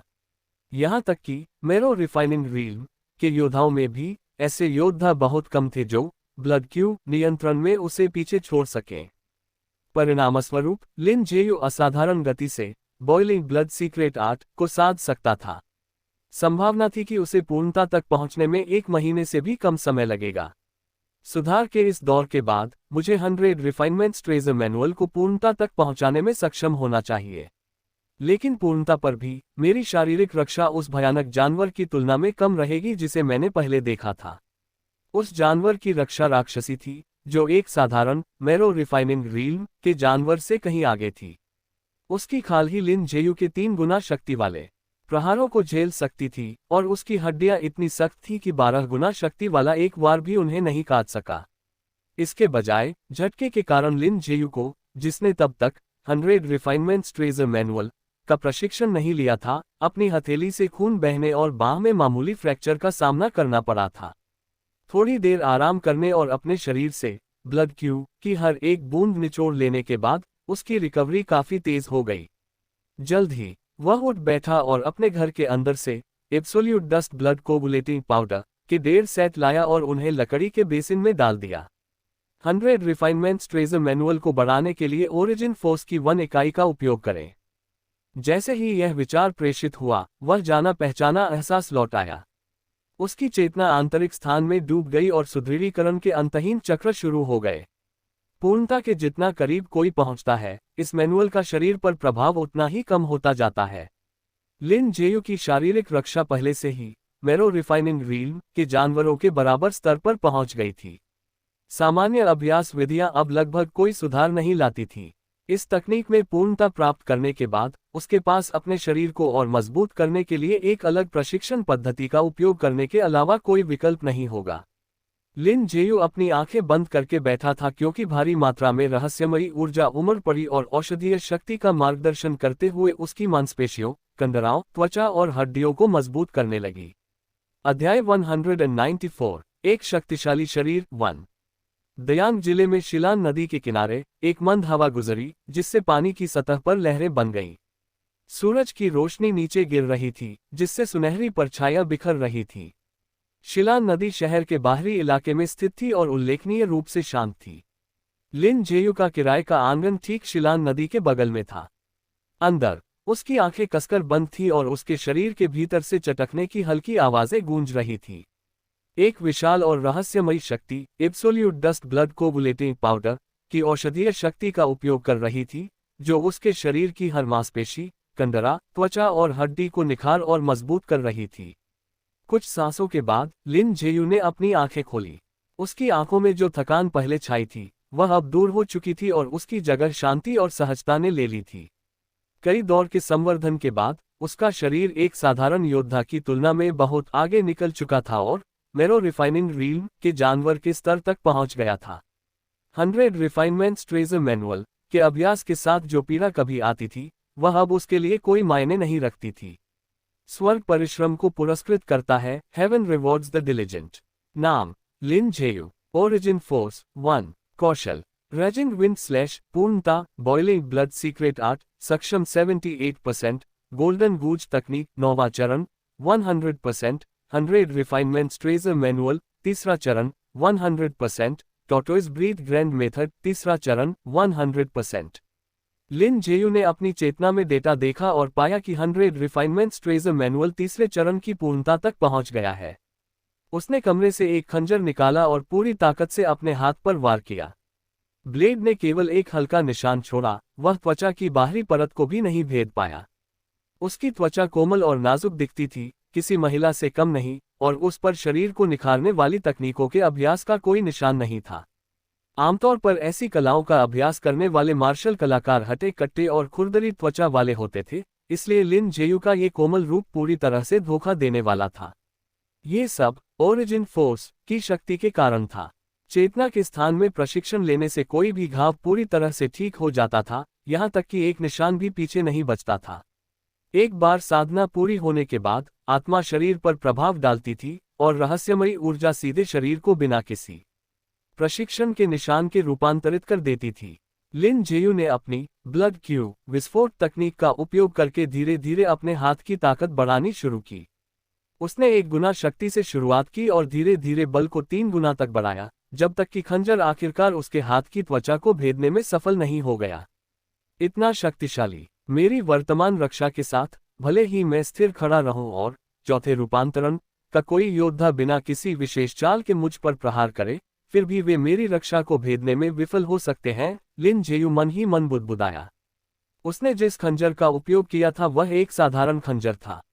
यदि उसने गोल्डन स्केल सेबर जैसे किसी कीमती ब्लेड का उपयोग किया होता तो उसकी त्वचा को काटना आसान होता। हालांकि अपनी रक्षा में इस सुधार के बावजूद शहर के बाहर जिस भयंकर जानवर का उसने सामना किया था उसकी तुलना में अभी भी एक बड़ा अंतर था। अब मेरी शुद्ध शारीरिक ताकत का परीक्षण करते हैं। अपना रक्षा परीक्षण समाप्त करने के बाद लिन जेयू ने अपनी कच्ची शारीरिक शक्ति का परीक्षण शुरू किया। 100 रिफाइनमेंट्स ट्रेजर मैनुअल मुख्य रूप से शारीरिक रक्षा को बढ़ाता था और ताकत में बहुत कम सुधार करता था। फिर भी चूंकि उसका शरीर मैरो रिफाइनिंग रील के जानवर के स्तर तक पहुंच गया था, इसलिए उसकी शारीरिक शक्ति भी काफी बढ़ गई थी। आंगन में ताकत मापने का कोई पेशेवर उपकरण नहीं था, इसलिए लिन जेयू केवल एक मोटा अंदाजा ही लगा सकता था। इस नए घर में आने के बाद उसने अपने खाली समय में लोहे जैसी सख्त लकड़ी का एक खंभा खरीदा था। हालांकि अब यह उसके लिए बहुत व्यवहारिक उपयोग का नहीं था, फिर भी शक्ति परीक्षण के लिए ये काम आ गया। धड़ाक। खंभे के सामने खड़े होकर लिन जेयू ने एक मुक्का मारा। जैसे ही उसका मुक्का लोहे संटी के खंभे से टकराया, शुद्ध शारीरिक शक्ति फूट पड़ी और एक बहरा कर देने वाली गूंज पैदा हुई। जब उसने अपना हाथ वापस खींचा तो खंभे पर लगभग आधा सेंटीमीटर गहरा मुक्के का निशान बन गया था। यह मेरी उम्मीद से भी ज्यादा ताकतवर है।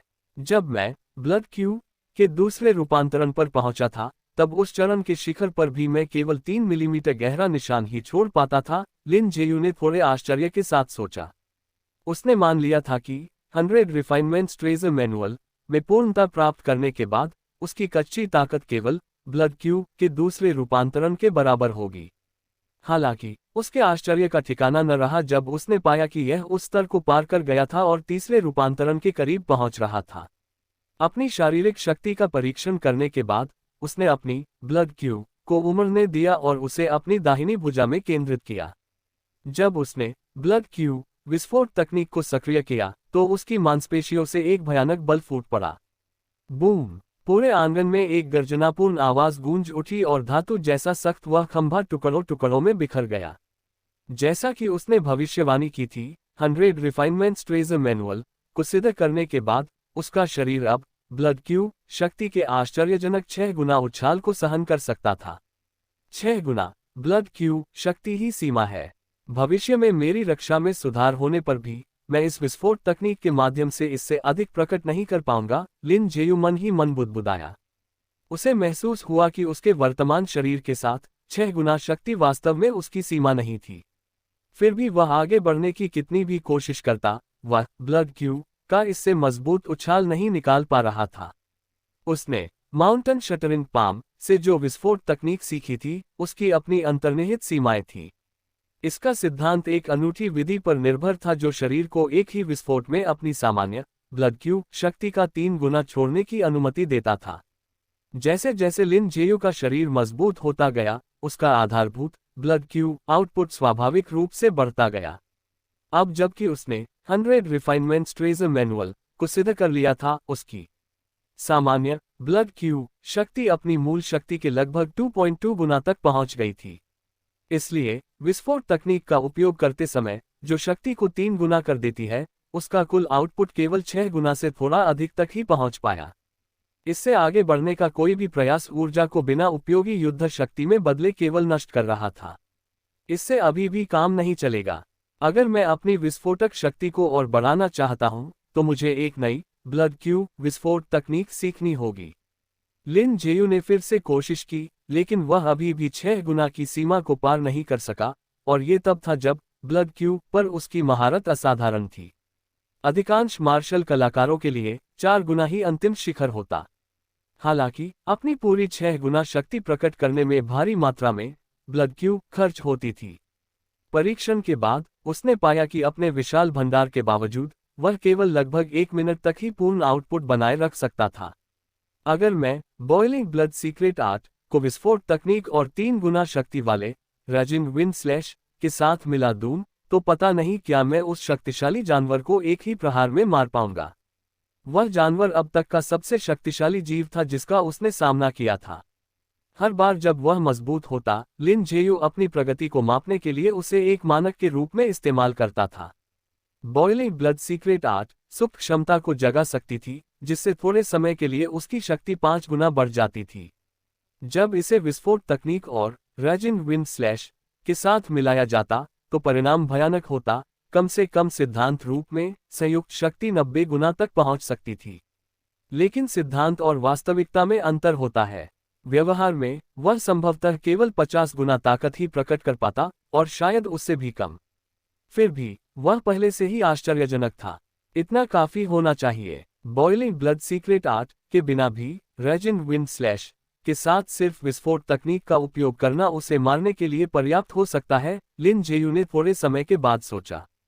उस समय 12 गुना शक्ति वाला प्रहार केवल जानवर के मांस को फाड़ने के लिए पर्याप्त था, लेकिन उसकी भयानक सख्त हड्डियों को तोड़ने के लिए नहीं। अब अपने शरीर को मजबूत करने के बाद उसकी विस्फोट तकनीक 6 गुना शक्ति प्रकट कर सकती थी, जबकि उसके राजिन विंड स्लैश का शिखर 18 गुना शक्ति पैदा कर सकता था। ये पहले की तुलना में 1.5 गुना अधिक शक्तिशाली था। हालांकि वह तब हड्डी को काटने में कामयाब नहीं हुआ था, लेकिन उसके ब्लेड ने उसमें 1 या 2 मिलीमीटर गहरा घाव कर दिया था। अब उस शक्ति के 1/5 गुना के साथ वह पूरी तरह से काट पाने में सक्षम हो सकता है। फिर भी जानवर के विशाल आकार को देखते हुए 1 या 2 हड्डियों का टूटना शायद ही उसके जीवन के लिए खतरा पैदा करे।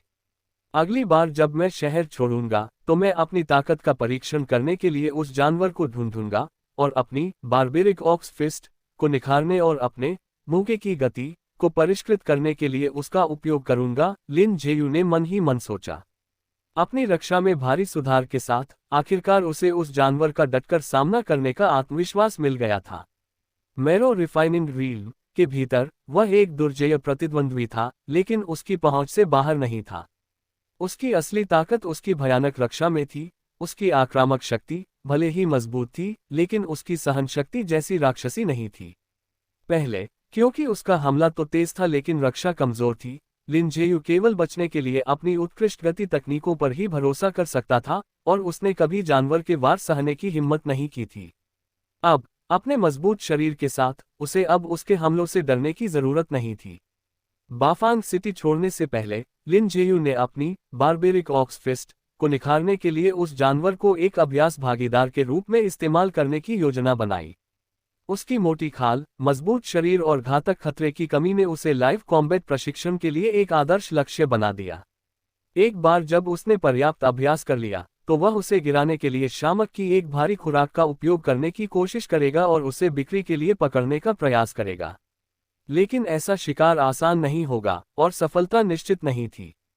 उस जानवर का शरीर एक साधारण मैरो रिफाइनिंग रील जीव की तुलना में कहीं अधिक सख्त था और जहर और शामक के प्रति उसकी प्रतिरोधक क्षमता अत्यंत उच्च थी।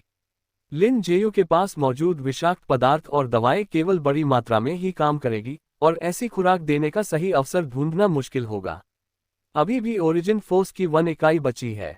मैं इसका उपयोग गोल्डन गूज तकनीक को 10वें चरण तक ले जाने के लिए करूंगा। अपनी ताकत का परीक्षण करने के बाद लिन जेयू ने सुधार का अपना दूसरा दौर शुरू किया। विस्फोट तकनीक जितनी अधिक ब्लड क्यू शक्ति ले जाती है, उसे नियंत्रित करना उतना ही कठिन होता जाता है क्योंकि उसकी ऊर्जा तेजी से अनियंत्रित और हिंसक होती जाती है। 6 गुना शक्ति पर गोल्डन गूज तकनीक अब इसे पूरी तरह से नहीं संभाल सकती थी। इसे ऐसी उग्रता के अनुकूल होने के लिए परिष्करण की आवश्यकता थी। फैंटम शैडो स्टेप को गोल्डन गूज तकनीक के 10वें चरण में मिलाएं और उस चरण में इसे 6 गुना ब्लड क्यू शक्ति विस्फोट के अनुकूल बनाएं। लिन जेयू ने अपनी आंखें बंद की और अपनी इच्छा शक्ति भेजी।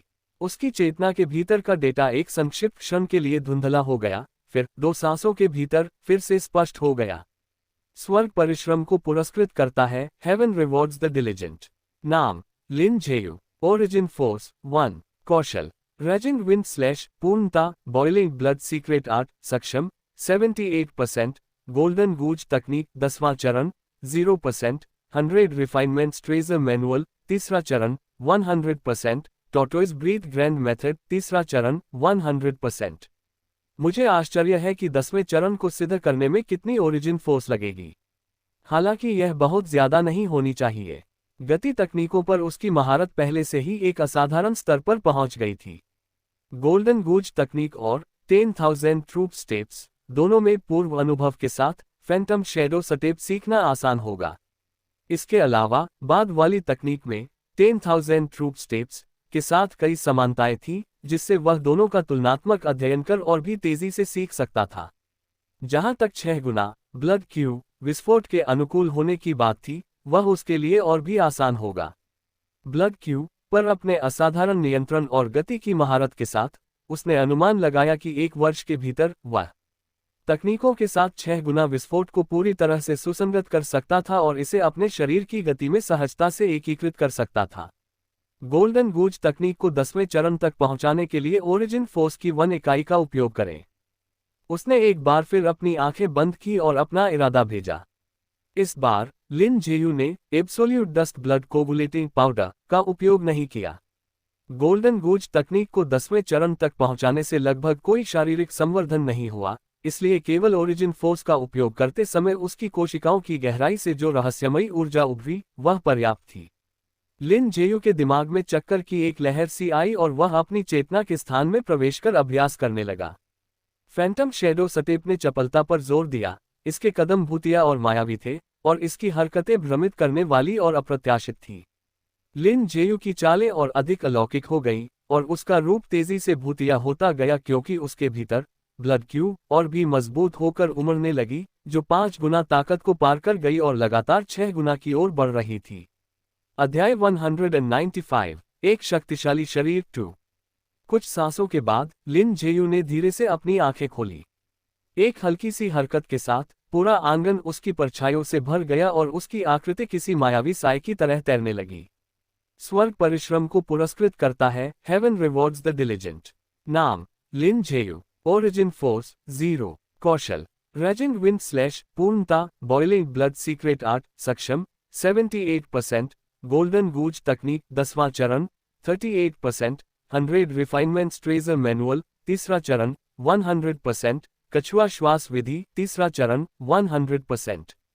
बुरा नहीं है। गोल्डन गूज तकनीक के 10वें चरण को पूर्णता तक पहुंचाने के लिए ओरिजिन फोर्स की केवल 3 इकाइयां ही काफी होनी चाहिए। अपनी बेहतर लाइटनेस तकनीक का परीक्षण करने के बाद लिन जेयू ने अपनी चेतना में मौजूद डेटा पर नजर डाली। इस बार ओरिजिन फोर्स की एक इकाई ने उसकी प्रगति को 38% तक बढ़ा दिया था। किसी और के लिए केवल फैंटम शैडो स्टेप को गोल्डन गूज तकनीक में मिलाना और फिर उसे 6 गुना ब्लड क्यू विस्फोटों के अनुकूल ढालना, इसमें 10 साल से अधिक का समय लग जाता। ये केवल इसलिए संभव हुआ क्योंकि लिन जेयू ने कई संवर्धन किए थे और उसकी गति पर महारत एक असाधारण स्तर तक पहुंच गई थी, जिससे उसके शरीर और ब्लड क्यू पर उसका नियंत्रण आश्चर्यजनक हो गया था। अब उसकी साधना सामान्य प्रयासों की तुलना में कई गुना अधिक कुशलता से परिणाम दे रही थी। 2 और घंटों के प्रशिक्षण के बाद लिन जेयू ने खुद को अपनी नई शक्ति के पूरी तरह अनुकूल बना लिया। उसके बाद ही उसने टॉक्सिकोलॉजी कोडेक्स निकाला और अपना शोध शुरू किया। रात हो गई। लिन जेयू जिनगलुआन जिले में टहलने निकला, ये सोचते हुए कि व्यक्ति को जरूरत से ज्यादा प्रशिक्षण नहीं करना चाहिए। उस दिन एक पारंपरिक त्योहार था और सड़कें जीवन से गुलजार थी। कलाकार करतब दिखा रहे थे, ओपेरा गा रहे थे और ड्रैगन डांस कर रहे थे। सड़कों पर घूमने वाली कई महिलाओं ने पारंपरिक परिधान पहने थे, जिनमें से प्रत्येक एक अनूठा आकर्षण बिखेर रही थी। उसने भीड़ के बीच जू युक्सियांग और रेन किंगिन को भी देखा, लेकिन उनसे न मिलने का फैसला किया। एक मध्यम आयु वर्ग के व्यक्ति के अपने वर्तमान रूप के साथ उनके पास जाना अनुचित होता। जब वह भीड़ के बीच से रास्ता बना रहा था, तभी अचानक एक आदमी उसकी ओर लड़खड़ाते हुए आया, जिसे शायद लोगों के धक्के ने धकेला था। आह, मुझे छोड़ दो भाई, कृपया मुझे छोड़ दो। वह आदमी दर्द से चिल्लाया और तुरंत दया की भीख मांगने लगा। उसकी बांह लिन जेयू की पकड़ में थी, जो पूरी तरह से स्थिर हो चुकी थी। लिन जेयू ने धीमी आवाज में हुंकार भरी। इस मूर्ख को वास्तव में कोई अक्ल नहीं थी, जो इतने सारे लोगों में से उसे ही जेबेक्तरी के लिए चुन रहा था।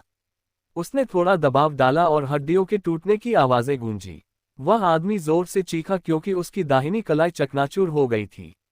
इस हंगामे ने सबका ध्यान खींचा और कई सुरक्षाकर्मी वहां आ गए, लेकिन लिन जेयू से उठती जबरदस्त आभा को महसूस करते ही उनके स्वर तुरंत गहरे सम्मान में बदल गए। ये एक छोटी सी घटना से बढ़कर कुछ नहीं था। सड़कों पर घूमने और कुछ स्थानीय स्नैक्स का स्वाद लेने के बाद लिन जेयू अपनी आदत के अनुसार स्प्रिंगफील्ड पवेलियन की ओर चल पड़ा। क्षितिज पर सूरज धीरे धीरे उग रहा था। जब वह शहर से बाहर निकल रहा था, तो गेटों पर अभी भी सख्त पहरा था। एबिस संप्रदाय के सदस्य हर आने जाने वाले का निरीक्षण कर रहे थे और मिलान के लिए लियांग सोन का चित्र पकड़े हुए थे। न केवल गेट, बल्कि शहर के अंदर की सड़कों की भी कई बार तलाशी ली गई थी। किसी भी बाहरी व्यक्ति से पूछताछ की जा रही थी। यहां तक कि लिन जेयू के नए किराए के घर की भी 2 बार तलाशी ली गई थी।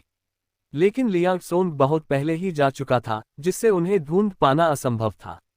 जंगल के गहरे हिस्से में बांस की एक तीखी सीटी ने हवा को चीर दिया। कुछ ही देर बाद दूर से एक गोल मटोल आकृति उछलती हुई बाहर आई। चलो, आज हम उस शक्तिशाली जानवर को ढूंढेंगे, लिन जेयू ने लिटिल ब्लैक से कहा। लिटिल ब्लैक ने पलकें झपकाईं, उसे पूरी तरह समझ नहीं आया कि उसका क्या मतलब है। समय के साथ उसने कई शब्दों को समझना सीख लिया था, लेकिन इस बार उसे यकीन नहीं था कि लिन जेयू किस जानवर की बात कर रहा है। कुछ इशारों और स्पष्टीकरणों के बाद वह आखिरकार समझ गया। छी छी, लिटिल ब्लैक 2 बार चहका। उसके स्वर में संदेह था और आंखें शक से भरी थी, जैसे पूछ रहा हो, क्या आप इस बारे में पक्का हैं? उसे अभी भी अच्छी तरह याद था कि पिछली बार जब उनका सामना उस जानवर से हुआ था, तो वे दोनों घबराहट में कैसे भागे थे। लिटिल ब्लैक के हाव भाव देखकर लिन जेयू निशब्द रह गया। रास्ता दिखाओ, मेरी ताकत पर थोड़ा भरोसा रखो, लिन जेयू ने लिटिल ब्लैक का सिर थपथपाते हुए कहा।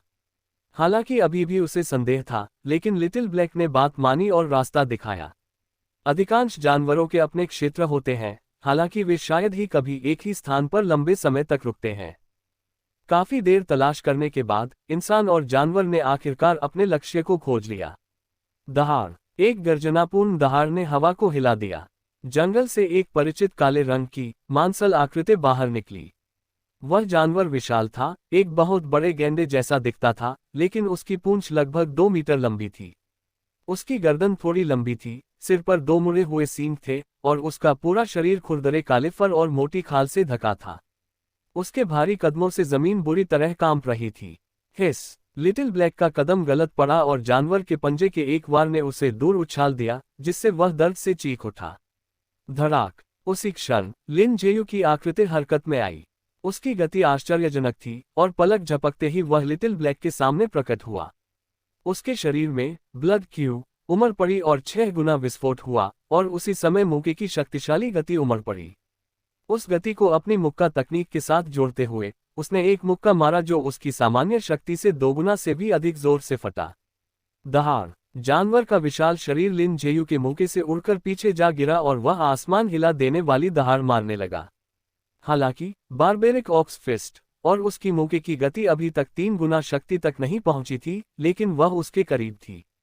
उस एक प्रहार में उसकी मूल शक्ति से 14 से 15 गुना भयानक बल था। छी छी, लिटिल ब्लैक की आंखें तुरंत चमक उठी।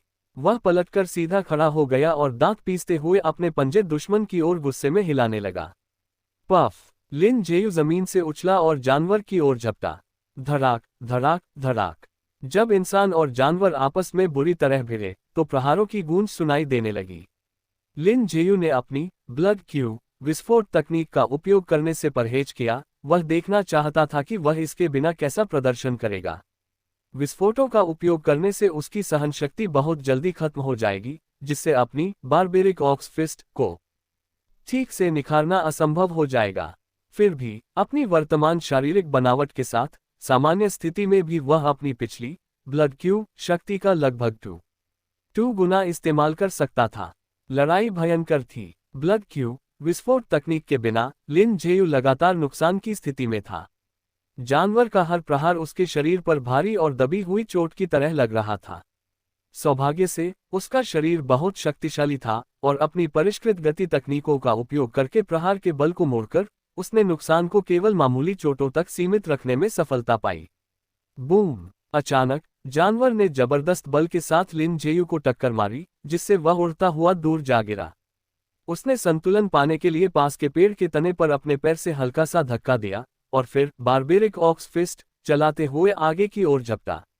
धड़ाक धड़ाक धड़ाक। लगातार टक्करों की आवाजें गूंजती रहीं। भले ही उसकी लाइटनेस तकनीक पूर्णता के करीब थी, लेकिन विस्फोट तकनीक के बिना उसकी ताकत जानवर का मुकाबला नहीं कर पा रही थी। शुक्र है कि फैंटम शैडो स्टेप को आंशिक रूप से आत्मसात करने के बाद उसकी चपलता एक नए स्तर पर पहुंच गई थी, जिससे वह पहले की तुलना में कहीं अधिक फुर्ती से चलने में सक्षम था। एक साए की तरह चलते हुए लिन जेयू जानवर के चारों ओर घूम रहा था, उसकी पहुंच से बाहर रहने के लिए अपनी तरल गति तकनीकों का सहारा ले रहा था, जबकि उसके मुक्के बार बार जानवर पर प्रहार कर रहे थे। धड़ाक! अचानक एक पल की चूक के कारण लिन जेयू जानवर के एक विशाल पंजे की चपेट में आ गया, जिससे वह फिर से दूर जा गिरा। लेकिन अपनी असाधारण गति कौशल का उपयोग करके प्रभाव को मोड़कर और अपने शक्तिशाली शरीर के साथ उसने आसानी से उस वार को सह लिया। दहाड़! जानवर दहाड़ा, लेकिन उसने तुरंत पीछा नहीं किया। उसकी आंखों में एक मजाक भरा भाव था, जैसे वह किसी मनोरंजक शिकार के साथ खेल रहा हो। कितने अफसोस की बात है, मेरी ब्लड क्यू शक्ति बहुत कम है, वरना मुझे इस तरह रक्षात्मक होकर नहीं लड़ना पड़ता। लिन जेयू ने बेबसी से आह भरी। विस्फोट तकनीक के बिना उसके हमले महज खरोंच की तरह थे, जो जानवर को बिल्कुल भी नुकसान नहीं पहुंचा पा रहे थे। वूश! लिन जेयू का शरीर चमक उठा और वह फिर से आगे झपटा। उसका उद्देश्य अब जानवर को हराना नहीं, बल्कि अपनी बारबेरिक ऑक्स फिस्ट और मौके की गति को निखारना था। एक बार जब उसने ये पुष्टि कर ली कि विस्फोट तकनीक के बिना भी वह जीव वास्तव में उसके जीवन को खतरे में नहीं डाल सकता, तो उसका मन पूरी तरह शांत हो गया। ऐसा शक्तिशाली जानवर जो उसे खतरा न पहुंचा सके, वह अभ्यास के लिए सबसे अच्छा साथी था। धड़ाक धड़ाक धड़ाक, भयंकर युद्ध फिर से शुरू हो गया। लिन जेयू किसी भूत की तरह चल रहा था और जानवर के प्रहारों से बचने के लिए अपनी चपल गति तकनीकों का सहारा ले रहा था। हालांकि वह अभी भी कभी कभी चोट खाकर गिर रहा था, लेकिन चोटें मामूली थी और ब्लड क्यू के संचार से वे जल्दी ठीक हो रही थी। जैसे जैसे लड़ाई आगे बढ़ी, उसकी मुके की गति पर उसका नियंत्रण और अधिक परिष्कृत होता गया। लगभग 10 मिनट बाद, अब पीछे हटने का समय है। मेरी ब्लड क्यू लगभग समाप्त हो चुकी है, इसलिए ठीक होने के बाद मैं वापस आऊंगा। यह महसूस करते हुए कि उसका 20% से भी कम रक्त बचा है, लिन जेयू ने पीछे हटने का फैसला किया। वह तेजी से पीछे हटा, ट्रैकिंग पाउडर की एक थैली निकाली, उसे अपने हाथ पर डाला और जानवर के शरीर पर उसे रगड़ने के लिए आगे झपटा। फिर उसने अपनी ब्लड क्यू विस्फोट तकनीक को सक्रिय किया। 6 गुना शक्ति फूट पड़ी और उसकी गति आसमान छूने लगी। उसने पास ही उछल रहे उत्साहित लिटिल ब्लैक को उठाया और जंगल की ओर दौड़ पड़ा, नजरों से ओझल हो गया। जानवर अचानक हुए इस बदलाव पर एक पल के लिए भौंचक्का रह गया, फिर उसने आसमान फाड़ देने वाली दहाड़ मारी और अपने विशाल पंजे के वार से एक पेड़ के तने को चकनाचूर कर दिया। अध्याय 196, ताकत और कमियां 1। जंगल में पत्तियों से पानी की बूंदें गिर रही थीं। कल रात की भारी बारिश ने सर्दियों के आगमन का संकेत दिया था, जिससे तापमान में भारी गिरावट आई थी। बारिश के बाद आसमान पूरी तरह साफ हो गया था। सुनहरी धूप चारों ओर फैल गई थी, जो ठंडे मौसम में थोड़ी गर्माहट ला रही थी। भोर के समय जंगल में दहाड़े गूंज रही थी, साथ ही युद्ध की गर्जना और टकराने की आवाजें भी आ रही थी। एक जानवर की चीखें गुस्से और निराशा से भरी थी। कुछ ही दूरी पर लिटिल ब्लैक आलस से एक नम पेड़ के तने के सहारे टिका हुआ था और कहीं से मिले कुछ जंगली फल चबाते हुए मजे से सामने चल रही लड़ाई को देख रहा था। उसने ऐसी लड़ाइयां पहले भी कई बार देखी थी। हालांकि हर लड़ाई पीछे हटने के साथ खत्म होती थी, फिर भी लिटिल ब्लैक को वे मनोरंजक लगती थी। जिस जानवर ने कभी उसके प्रति द्वेष रखा था, उसे लिन जेयू के मुक्कों के नीचे गुस्से में दहाड़ते देख वह काफी खुश था। हिस छी छी। जब लिन जेयू ने जानवर की नाक पर जोरदार मुक्का मारा, जिससे वह गुस्से में दहाड़ उठा, तो लिटिल ब्लैक ने उत्साह भरी आवाज निकाली, जैसे उसका हौसला बढ़ा रहा हो। धड़ाक। सावधान न रहने के कारण लिन जेयू जानवर के पंजों के एक वार से उड़ता हुआ दूर जा गिरा और कई पेड़ों के तनों से टकराने के बाद रुका। कुछ ही पल पहले उसने जानवर की गर्दन पर वार करने की कोशिश की थी, जो उसका कमजोर बिंदु था, लेकिन वह एक जाल था। उस चालाक जीव ने उसके अगले कदम का अंदाजा लगा लिया था और अपनी कमजोरी को चारे के रूप में इस्तेमाल करते हुए एक भयंकर प्रहार के साथ जवाबी हमला किया था। मैं इसे मार नहीं पा रहा हूं। ये चीज बहुत सतर्क है और अपनी कमजोरी की बहुत अच्छी तरह रक्षा करती है। लिन जेयू ने अपनी छाती को मला जहां पंजा लगा था, उसे हल्का दर्द महसूस हो रहा था। सौभाग्य से उसका शरीर अब मैरो रिफाइनिंग रील के जानवर जितना सख्त, मोटी खाल वाला और लचीला था। पंजे के एक वार से घबराने की कोई बात नहीं थी। दहाड़। जानवर फिर से चिल्लाया, उसकी आंखों में पागलपन भरा था। इस छोटे से प्रतिद्वंद्वी द्वारा कई बार परेशान किए जाने के कारण, जो स्पष्ट रूप से कमजोर था फिर भी झुंझलाहट की हद तक जिद्दी था, जानवर तेजी से निराश होने लगा। दहाड़ते हुए वह लिन जेयू के दोबारा हमला करने से पहले ही उस पर झपटा। लिन जेयू जमीन पर लुढ़क कर उसके वार से बच गया, फिर उछलकर वापस खड़ा हुआ और अपनी बेहतरीन लाइटनेस तकनीक के सहारे लड़ाई जारी रखी। उनकी पिछली मुलाकात को 9 दिन बीत चुके थे। लिन जेयू ने गोल्डन गूज तकनीक के 10वें चरण में पूरी तरह महारत हासिल कर ली थी, इसलिए अपनी ब्लड क्यू तकनीक को सक्रिय किए बिना भी वह अब अपनी चपल और भूत जैसी चालों से जानवर के साथ आसानी से अभ्यास कर सकता था। कुछ मिनटों के बाद उसके शरीर के भीतर ब्लड क्यू की शक्ति 15% से नीचे गिर गई। मैं एक और जोरदार मुक्का मारूंगा, फिर पीछे हट जाऊंगा। अगर उसने इसे जारी रखा तो वह अपनी पूरी ऊर्जा खत्म कर देगा और जानवर के सामने असहाय हो जाएगा। एक विचार के साथ उसकी आभा बढ़ गई। उसकी बर्स्ट तकनीक सक्रिय हो गई, जिससे उसकी दाहिनी भुजा में 6 गुना ब्लड क्यू शक्ति प्रवाहित होने लगी। उसी समय उसके मुक्के की गति केंद्रित हुई और विस्मयकारी बल के साथ 3 गुना शक्तिशाली बारबेरिक ऑक्स फिस्ट फूट पड़ा। हफ्तों की तपस्या के बाद वह अब स्वतंत्र रूप से 3 गुना शक्तिशाली बारबेरिक ऑक्स फिस्ट छोड़ सकता था, हालांकि अधिकतम 4 मुक्के ही संभव थे। मुक्के की गति और तकनीक के इस मेल ने एक जबरदस्त ऊर्जा पैदा की, जिससे भारी मात्रा में प्राण, ऊर्जा और आत्मा की खपत हुई। धड़ाक! 18 गुना शक्ति वाले मुक्के के साथ लिन जेयू ने जानवर की खोपड़ी पर जोरदार वार किया। उसे ऐसा लगा जैसे उसने ठोस काले लोहे पर वार किया हो और उसका हाथ थोड़ा सुन्न हो गया। उस जीव का सिर अविश्वसनीय रूप से सख्त था और उसकी रक्षा भयानक रूप से मजबूत थी, जिसे भेदना असंभव था। हालांकि उस जबरदस्त बल ने उसे जानलेवा चोट नहीं पहुंचाई, लेकिन उसने जानवर को पीछे की ओर उड़ा दिया, जिससे वह कई बड़े पेड़ों को तोड़ते हुए अंततः रुक गया। दहाड़! जानवर गुस्से में दहाड़ा, लेकिन लिन जेयू की तरफ देखे बिना ही अपनी पूंछ दबाकर भाग गया। अब लिन जेयू को भागने की जरूरत नहीं थी, बल्कि वह जानवर ही था जो भाग रहा था। कई मुकाबलों के बाद उसने जान लिया था कि वह इस प्रतिद्वंद्वी से नहीं जीत सकता। भले ही ताकत में कमजोर था, लेकिन लिन जेयू बहुत चपल था और उसे मारना असंभव था, इसलिए उसके साथ हर लड़ाई ने जानवर को हताशा से भर दिया था। जैसे ही वह लिन जेयू को देखता, वह भागना चाहता था, लेकिन लिन जेयू ने उसे कभी इतनी आसानी से जाने नहीं दिया। हर बार वह उसका पीछा करता, भयंकर युद्ध में शामिल होता और अपनी बारबेरिक ऑक्स फिस्ट और मुक्के की गति को निखारने के लिए उस लड़ाई का उपयोग करता। अपनी अधिकांश ब्लड क्यू शक्ति खत्म करने के बाद ही वह उस जीव को भागने देता था। कितनी सख्त खोपड़ी है, लिन जेयू बुदबुदाए बिना नहीं रह सका।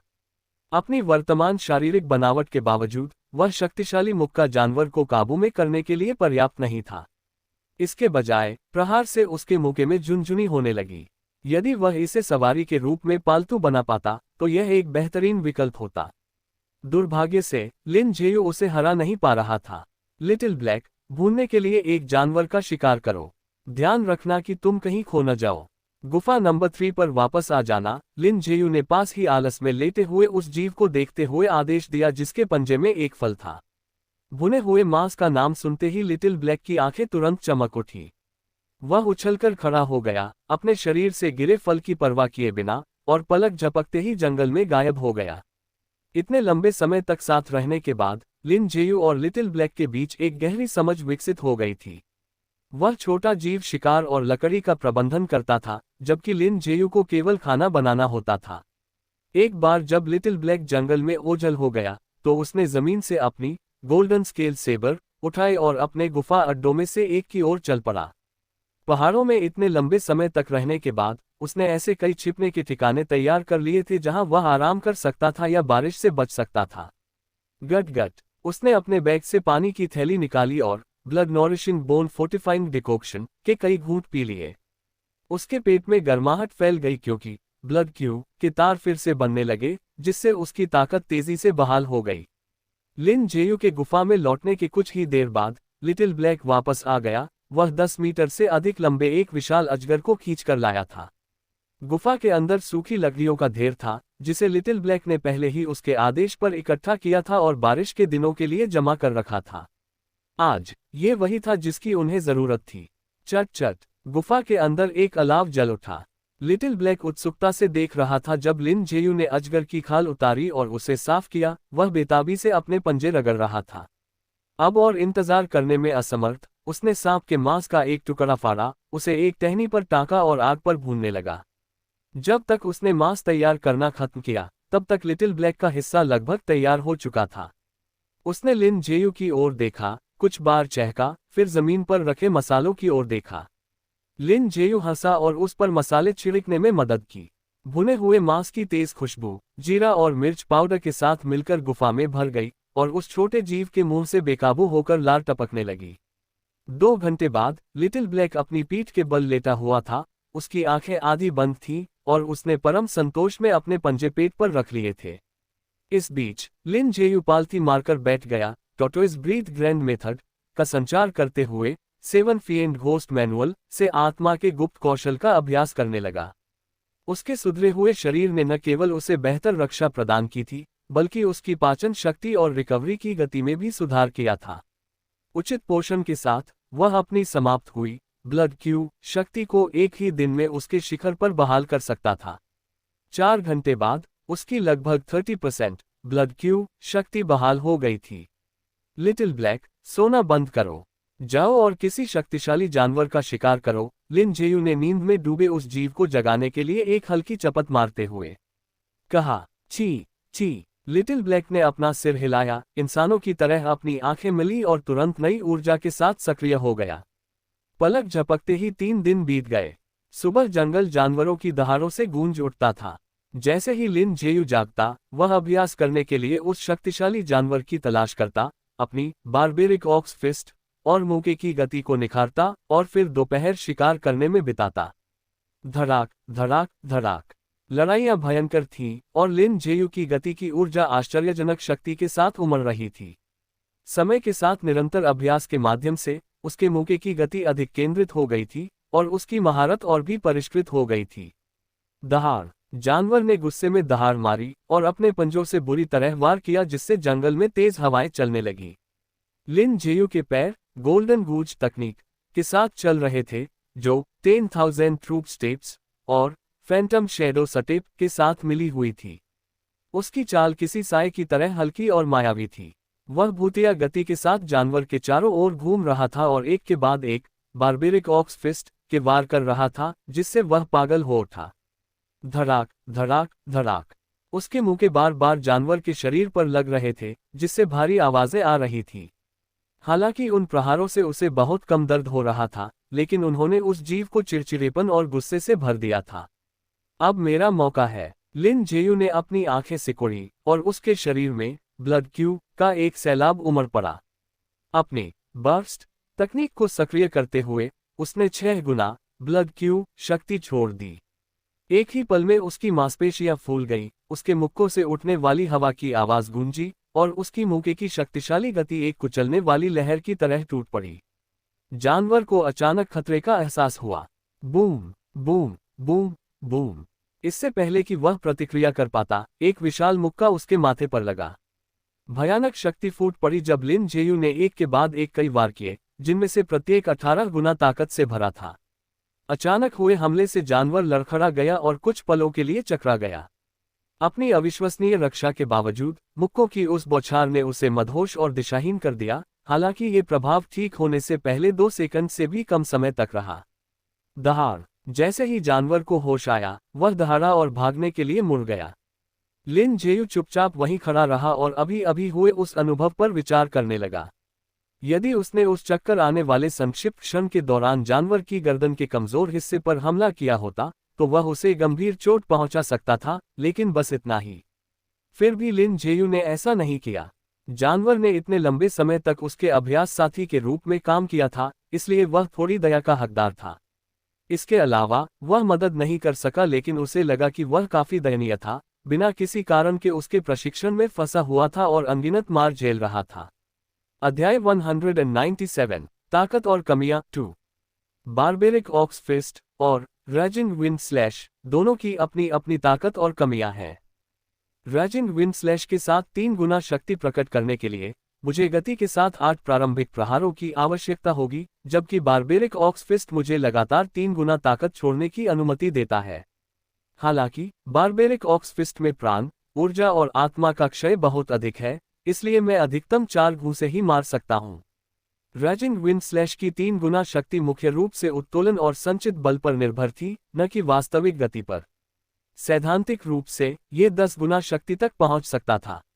हालांकि उसे हासिल करने के लिए मोमेंटम की अपनी समझ को आगे बढ़ाने की आवश्यकता होगी, और तब तक ये संभवतः बारबेरिक ऑक्स फिस्ट जैसा ही हो जाएगा, जो उसे केवल कुछ ही शक्तिशाली प्रहार करने में सक्षम बनाएगा।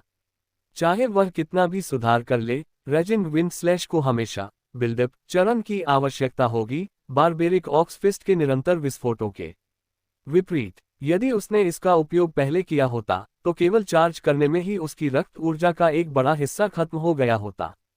एक 18 गुना शक्तिशाली प्रहार के बाद उसे फिर से शक्ति बनानी पड़ती, जिससे उस जानवर को संभलने का समय मिल जाता।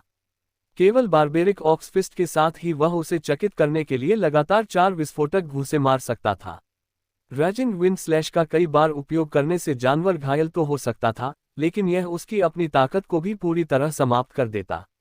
अफसोस कि मैं इतना शक्तिशाली नहीं हूँ, वरना मैं उसे एक सवारी के रूप में और अपनी मुक्का तकनीक और गति को निखारने के लिए एक अभ्यास भागीदार के रूप में पकड़ने की कोशिश कर सकता था।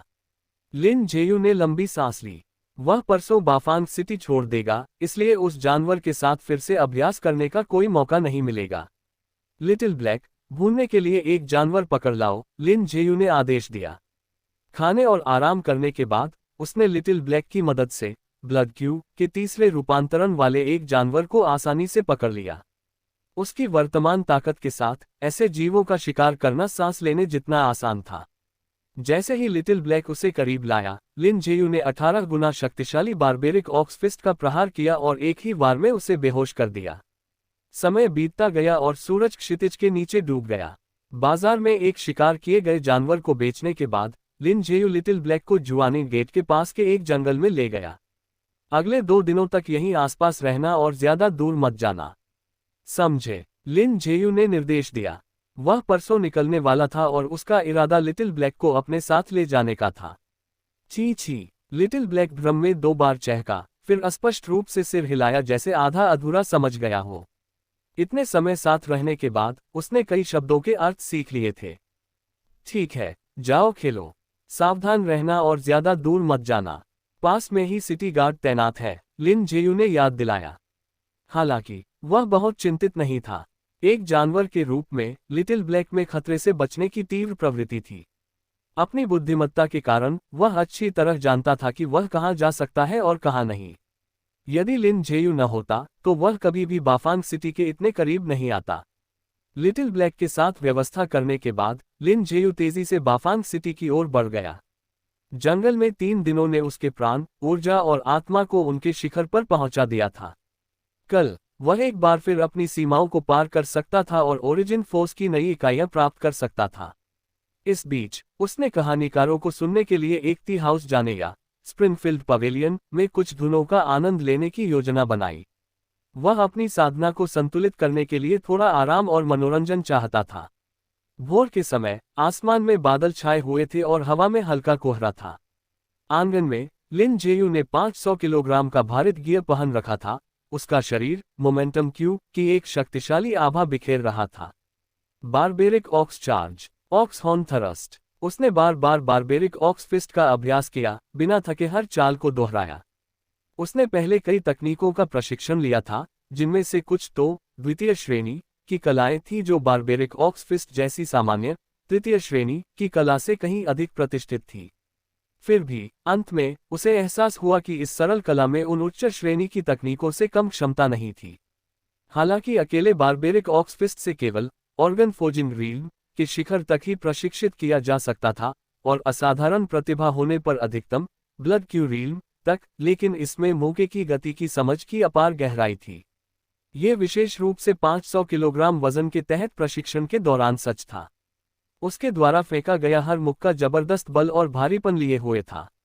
मौके की गति जुड़ने के साथ ये तकनीक एक ताकत 10,000 तकनीकों को तोड़ती है की गहरी भावना पैदा करती थी।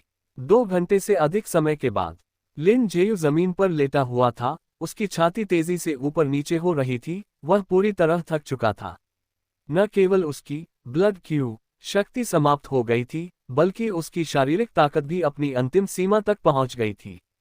स्वर्ग परिश्रम को पुरस्कृत करता है, हेवन रिवॉर्ड्स द डिलिजेंट। नाम लिन जेयू। Origin force 2। कौशल रेजिंग विंड स्लैश पूर्णता बॉइलिंग ब्लड सीक्रेट आर्ट प्रारंभिक महारत 78%। गोल्डन गूज तकनीक 10वां चरण 100%।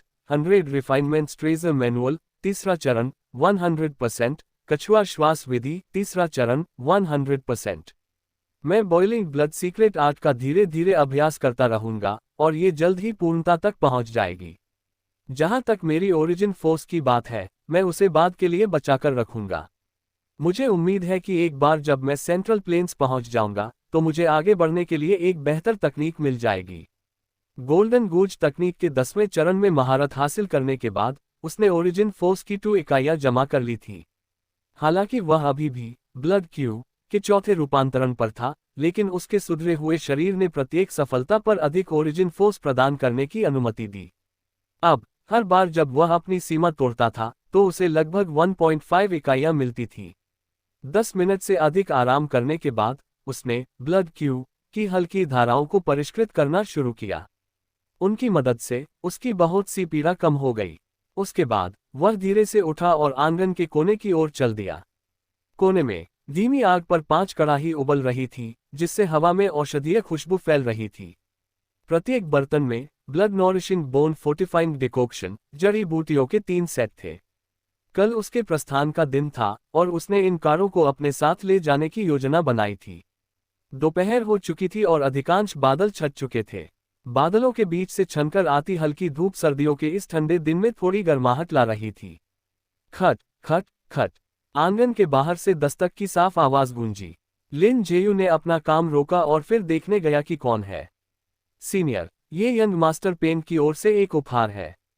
वह अनुरोध करते हैं कि आप इसे स्वीकार करने की कृपा करें, आगंतुक ने सम्मानपूर्वक कहा। लिन जेयू ने उस व्यक्ति की ओर देखते हुए भौहें सिकोड़ी। यंग मास्टर पेन का पूरा नाम पेंग युनलोंग था, जो जायंट स्पिरिट गैंग के नेता के दूसरे बेटे थे। वह एक मिलनसार और सामाजिक व्यक्ति थे जिन्हें शक्तिशाली लोगों से दोस्ती करना पसंद था। लिन जेयू ने पहले ही शहर के बाहर पहाड़ों की तलहटी वाले बाजार में अपना काफी नाम बना लिया था। बाफांग सिटी की सभी बड़ी शक्तियां जानती थीं कि वहां एक भयंकर साधक प्रकट हुआ है, जो जीवित ब्लड क्यू रील जानवरों का शिकार करने में सक्षम है, जिनमें से सबसे शक्तिशाली छठे रूपांतरण वाले जानवर के बराबर थे।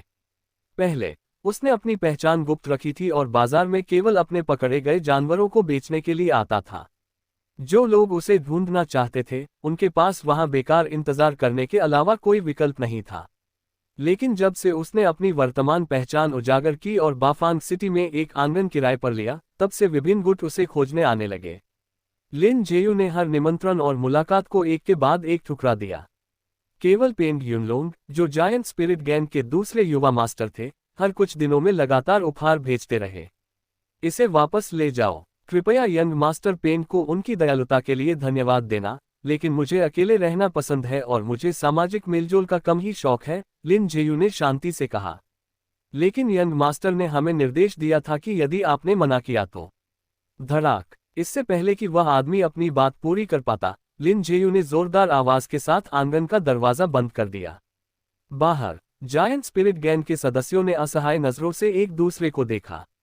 वापस जाने पर हमें फिर से डांट पड़ेगी। उफ। Single quote. यदि वे उपहार देने में विफल रहे तो सजा उनका इंतजार कर रही थी। सामान्य तौर पर थोड़ी सी विनती करने पर अधिकांश विशेषज्ञ स्वीकार कर लेते थे, लेकिन यह सीनियर पूरी तरह से अडिग थे। बाहर खड़े लोगों की अनदेखी करते हुए लिन जेयू ने तैयार कारे को पानी की 5 थैलियों में भर लिया। सेंट्रल प्लेन्स की यात्रा लंबी होगी और सड़क पर दवा बनाना अक्सर व्यवहारिक नहीं होता। उसे लगा कि पहले से ही आरक्षित भंडार तैयार करना कहीं बेहतर है। अध्याय 198 लाभदायक 1। बाफांग सिटी में जुआनिंग गेट पर लिन जेयू कल रवाना होने वाला था, इसलिए उसे आज ही पहले से पंजीकरण कराने की जरूरत थी। ध्यान आकर्षित करने से बचने के लिए उसने एक बार फिर अपना रूप बदल लिया। इस समय वह एक बिल्कुल साधारण मध्यम आयु वर्ग के व्यक्ति जैसा दिख रहा था, कोई ऐसा जो भीड़ में बिना किसी निशान के गायब हो जाए। कांसे के दर्पण के सामने इस रूप को तैयार करने में उसे काफी समय लगा था। इसमें उसे अपनी सुंदर विशेषताओं को सावधानीपूर्वक एक उम्रदराज आदमी के साधारण चेहरे में ढालना पड़ा था। जब वह जुआनिंग गेट के पास पहुंचा तो लिन जेयू ने तुरंत सेंट्रल प्लेन्स के लिए प्रस्थान की तैयारी कर रहा एक समूह देखा। एक दाढ़ी वाले हटे कट्टे आदमी ने लकड़ी का एक बोर्ड पकड़ रखा था जिस पर 2 लाइनें लिखी थी, गुआंगक्सुआन एस्कॉर्ट एजेंसी और सेंट्रल प्लेन्स के लिए पंजीकरण बिंदु। इस अभियान का आयोजन बाफांग सिटी की प्रसिद्ध कंपनियों में से एक गुआंगक्सुआन एस्कॉर्ट एजेंसी द्वारा किया जा रहा था। 4 पीढ़ियों से चली आ रही यह एजेंसी शायद सबसे अच्छी नहीं थी, लेकिन इसकी प्रतिष्ठा ठोस थी और इस पर भरोसा किया जाता था। इससे पहले जिया यान्योग और अन्य लोगों ने लिन जेयू की ओर से कई पूछताछ की थी, लेकिन चूंकि अन्य समूह अविश्वसनीय लग रहे थे, इसलिए उन्होंने उनका उल्लेख नहीं किया था। गुआंगक्सुआन एस्कॉर्ट एजेंसी के आगामी अभियान के बारे में जानने के बाद ही उन्होंने उसे सूचित किया। दोस्त, सेंट्रल प्लेन्स की यात्रा के लिए पंजीकरण कैसे करूं? लिन जेयू ने उत्सुकता से पास जाकर पूछा। आपको बस शुल्क देना है और अपना नाम दर्ज करना है, उस हटे कट्टे आदमी ने दिल खोलकर मुस्कुराते हुए उत्तर दिया। उसके स्वर में एक सरल, ईमानदार गर्माहट थी जिसने उसे भरोसेमंद बना दिया। ठीक है, शुल्क कितना है? लिन जेयू ने पूछा। आप वहां पूछताछ कर सकते हैं, उस आदमी ने कहा। लिन जेयू ने उस आदमी को धन्यवाद दिया और पास के एक स्टॉल की ओर चल पड़ा। एक युवक इसे संभाल रहा था और उसके पास एक सुंदर शरीर और परिष्कृत नैन नक्श वाली महिला खड़ी थी, जिसके हाव भाव में वीरता का स्पर्श था। वह बेहद खूबसूरत, ऊर्जावान और आत्मविश्वासी थी, जिसका आकर्षण रेन किगिन या जू युक्सियांग से कम नहीं था। एक नज़र में ही लिन जेयू को उनकी ताकत का अंदाजा हो गया। वह युवक बोन फोजिन रील्म के शिखर पर था, जबकि महिला और भी शक्तिशाली थी, जिसने अभी अभी ब्लड क्यू रील्म में प्रवेश किया था, हालांकि उसकी ऊर्जा अभी भी थोड़ी अस्थिर थी। उसकी उम्र लगभग 18 वर्ष थी, जिससे स्पष्ट था कि उसकी प्रतिभा असाधारण थी। क्षमा करें, सेंट्रल प्लेन्स की यात्रा के लिए पंजीकरण शुल्क कितना है? लिन जेयू ने पूछा। पंजीकरण शुल्क 100 चांदी के टका है। रास्ते में हम केवल मार्ग दिखाने के लिए जिम्मेदार हैं। यदि आप सड़क पर सुरक्षा चाहते हैं तो उसका अतिरिक्त 400 टका खर्च आएगा। जहां तक भोजन, सवारी और ठहरने की बात है, तो आपको उनका प्रबंध खुद करना होगा। हालांकि आप उन्हें हमसे अन्य 100 टका में भी खरीद सकते हैं, युवक ने रूखेपन से उत्तर दिया। उस ऊर्जावान युवती ने लिन जेयू पर एक संक्षिप्त नजर डाली। उसे एक साधारण दिखने वाला मध्यम आयु वर्ग का व्यक्ति समझकर उसने रुचि खो दी और दूसरी तरफ देखने लगी। कितनी अपमानजनक कीमत है, लिन जेयू मन ही मन बुदबुदाया। प्रति यात्रा 100 चांदी के टका पहले से ही बहुत अधिक थे, और यदि कोई सभी अतिरिक्त सेवाओं के लिए भुगतान करता है तो कुल राशि 700 चांदी के टका तक पहुंच जाएगी। ये शुद्ध मुनाफाखोरी थी। मेरे पास ज्यादा चांदी नहीं है, बस रास्ता दिखाना ही काफी होगा, धन्यवाद। लिन जेयू ने सोने के 10 टका निकाले और उन्हें थमा दिए। अपनी ताकत के स्तर के साथ वह बाफांग सिटी के शीर्ष योद्धाओं में से एक था और उसे किसी की सुरक्षा की आवश्यकता नहीं थी। जहां तक भोजन और परिवहन की बात है, तुलनात्मक रूप से 2 बैलगाड़ियां खरीदना बहुत सस्ता पड़ता। तुम्हारा नाम? युवक ने लिन जेयू की ओर देखते हुए सपाट स्वर में पूछा।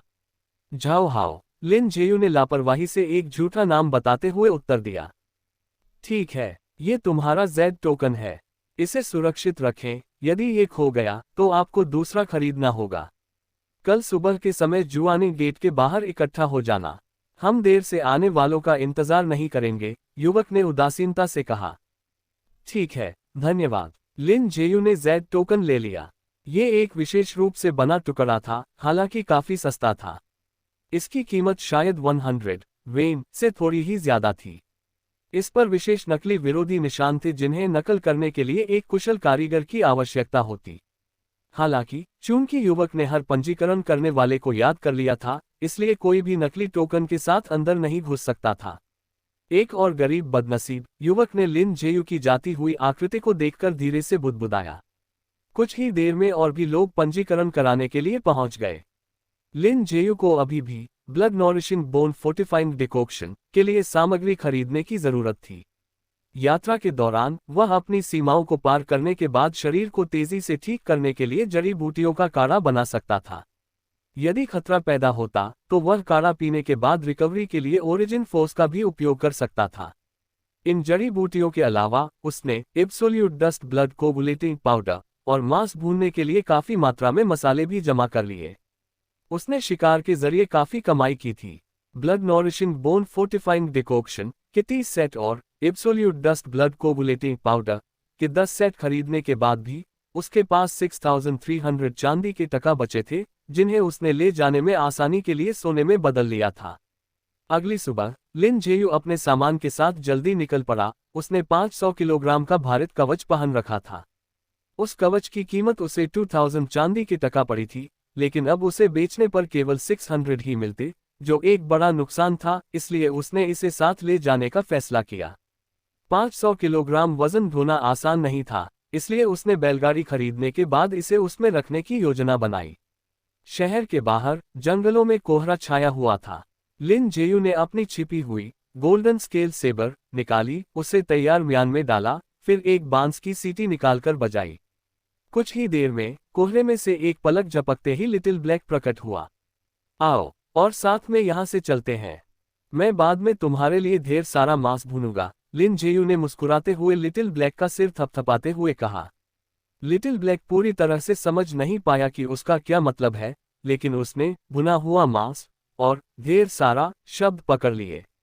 उसकी आंखें तुरंत चमक उठी और वह अपने पिछले पैरों पर खड़ा हो गया, अपने पंजों को आपस में रगड़ने लगा। यह उसकी एक आदत थी जब भी वह बहुत उत्साहित होता था। ये देखकर लिन जेयू अपनी हंसी नहीं रोक सका।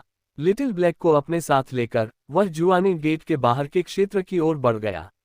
लिटिल ब्लैक के पास स्वाभाविक रूप से अपनी आभा को छिपाने की प्रबल क्षमता थी। वह लिन जेयू के बगल में चल रहा था, उत्सुकता से हर चीज देख रहा था और अपने पंजों से चीजों को छूने के लिए उतावला था, लेकिन लिन जेयू की एक तीखी फटकार के बाद उसने खुद को रोक लिया। जुआनी गेट से कई व्यापारिक काफिले गुजरते थे, जिससे शहर के बाहर एक जीवंत बाजार बन गया था। वहां यात्रा का सामान, बैलगाड़ियां, घोड़े और बेचने के लिए तमाम तरह की वस्तुएं थीं। हवा ताज़ा बने स्नैक्स और खाने की भरपूर खुशबू से भरी थी। छी छी, लिटिल ब्लैक ने हवा को सूंघा, उसकी लार बेकाबू होकर टपकने लगी। उसने अपने पंजे हिलाए, बुने हुए मांस के केक बेचने वाले एक दूर के स्टॉल की ओर उत्सुकता से इशारा किया और लिन जेयू की ओर दयनीय नजरों से देखा। उसका पूरा जीवन खाने और सोने के इर्द गिर्द घूमता था, और अब जब उसने इतनी सारी स्वादिष्ट चीजें देखी, तो वह अपनी आंखें नहीं हटा पा रहा था। थोड़ा इंतजार करो, एक बार जब मैं बैलगाड़ी खरीद लूंगा, तो मैं तुम्हें खाने के लिए कुछ दूंगा, लिन जेयू ने शांति से लिटिल ब्लैक को उसकी गर्दन से ऊपर उठाते हुए कहा। 500 किलोग्राम वजन पहनने से उसके शरीर पर भारी असर पड़ रहा था, इसलिए उसे कवच उतारने के लिए सबसे पहले एक गाड़ी खरीदने की जरूरत थी। छी छी, लिटिल ब्लैक ने एक असंतुष्ट आवाज निकाली, लेकिन लिन जेयू के घूरते ही वह तुरंत शांत हो गया। इतने लंबे समय तक लिन जेयू के साथ रहने के बाद वह नन्हा जीव उसके चेहरे के भाव पढ़ना सीख गया था। वह जानता था कि वह कब नखरे कर सकता है या भोजन मांग सकता है और उसे कब तमीज से रहना है, वरना उसके सिर पर एक जोर की चपत पड़ती, जिससे बहुत दर्द होता था। दुकानदार, क्या आपके पास लंबी यात्रा के लिए उपयुक्त कोई बैलगाड़ी है? मुझे कुछ मजबूत और टिकाऊ चाहिए, लिन जेयू ने एक दुकान में प्रवेश करते हुए पूछा, जो बैल और घोड़ा गाड़ियों में विशेषज्ञता रखती थी। चूंकि लिन जेयू के पास भारी सामान था, केवल उसके कवच का वजन ही 500 किलोग्राम था, इसलिए लंबी यात्राओं के लिए अपनी बेहतर भार क्षमता और सहनशक्ति के कारण बैलगाड़ी अधिक उपयुक्त थी। लंबी यात्रा के लिए मैं ऑक्स हॉर्स की सलाह देता हूं, जो बैल और घोड़े का एक संकर है। ये बैल की ताकत को घोड़े की गति के साथ जोड़ता है, जो इसे लंबी यात्राओं के लिए आदर्श बनाता है, दुकानदार ने लिन जेयू का मुआयना करने के बाद कहा। जब उसकी नज़र लिटिल ब्लैक पर पड़ी, जो पास ही अपनी आंखों में गजब की बुद्धिमत्ता लिए बैठा था, तो उसकी आंखें आश्चर्य से चमक उठी। जानवरों और मवेशियों के साथ वर्षों बिताने के बाद, हालांकि दुकानदार लिटिल ब्लैक की वास्तविक शक्ति का अंदाजा नहीं लगा सकता था, लेकिन वह एक नज़र में बता सकता था कि यह छोटा जीव असाधारण था और आध्यात्मिक जागरूकता से भरा हुआ था। ओह, क्या मैं पहले इसे देख सकता हूँ? लिन जेयू की दिलचस्पी जगी। इस दुनिया में जानवरों की विविधता बहुत विशाल थी, जो अनगिनत प्रकार के भयंकर और जंगली जानवरों से भरी थी, इसलिए यह बिल्कुल सामान्य था कि ऑक्स हॉर्स जैसे जीव अस्तित्व में थे। बिल्कुल, कृपया मेरे पीछे आएं, दुकानदार ने एक खुशमिजाज मुस्कान के साथ कहा।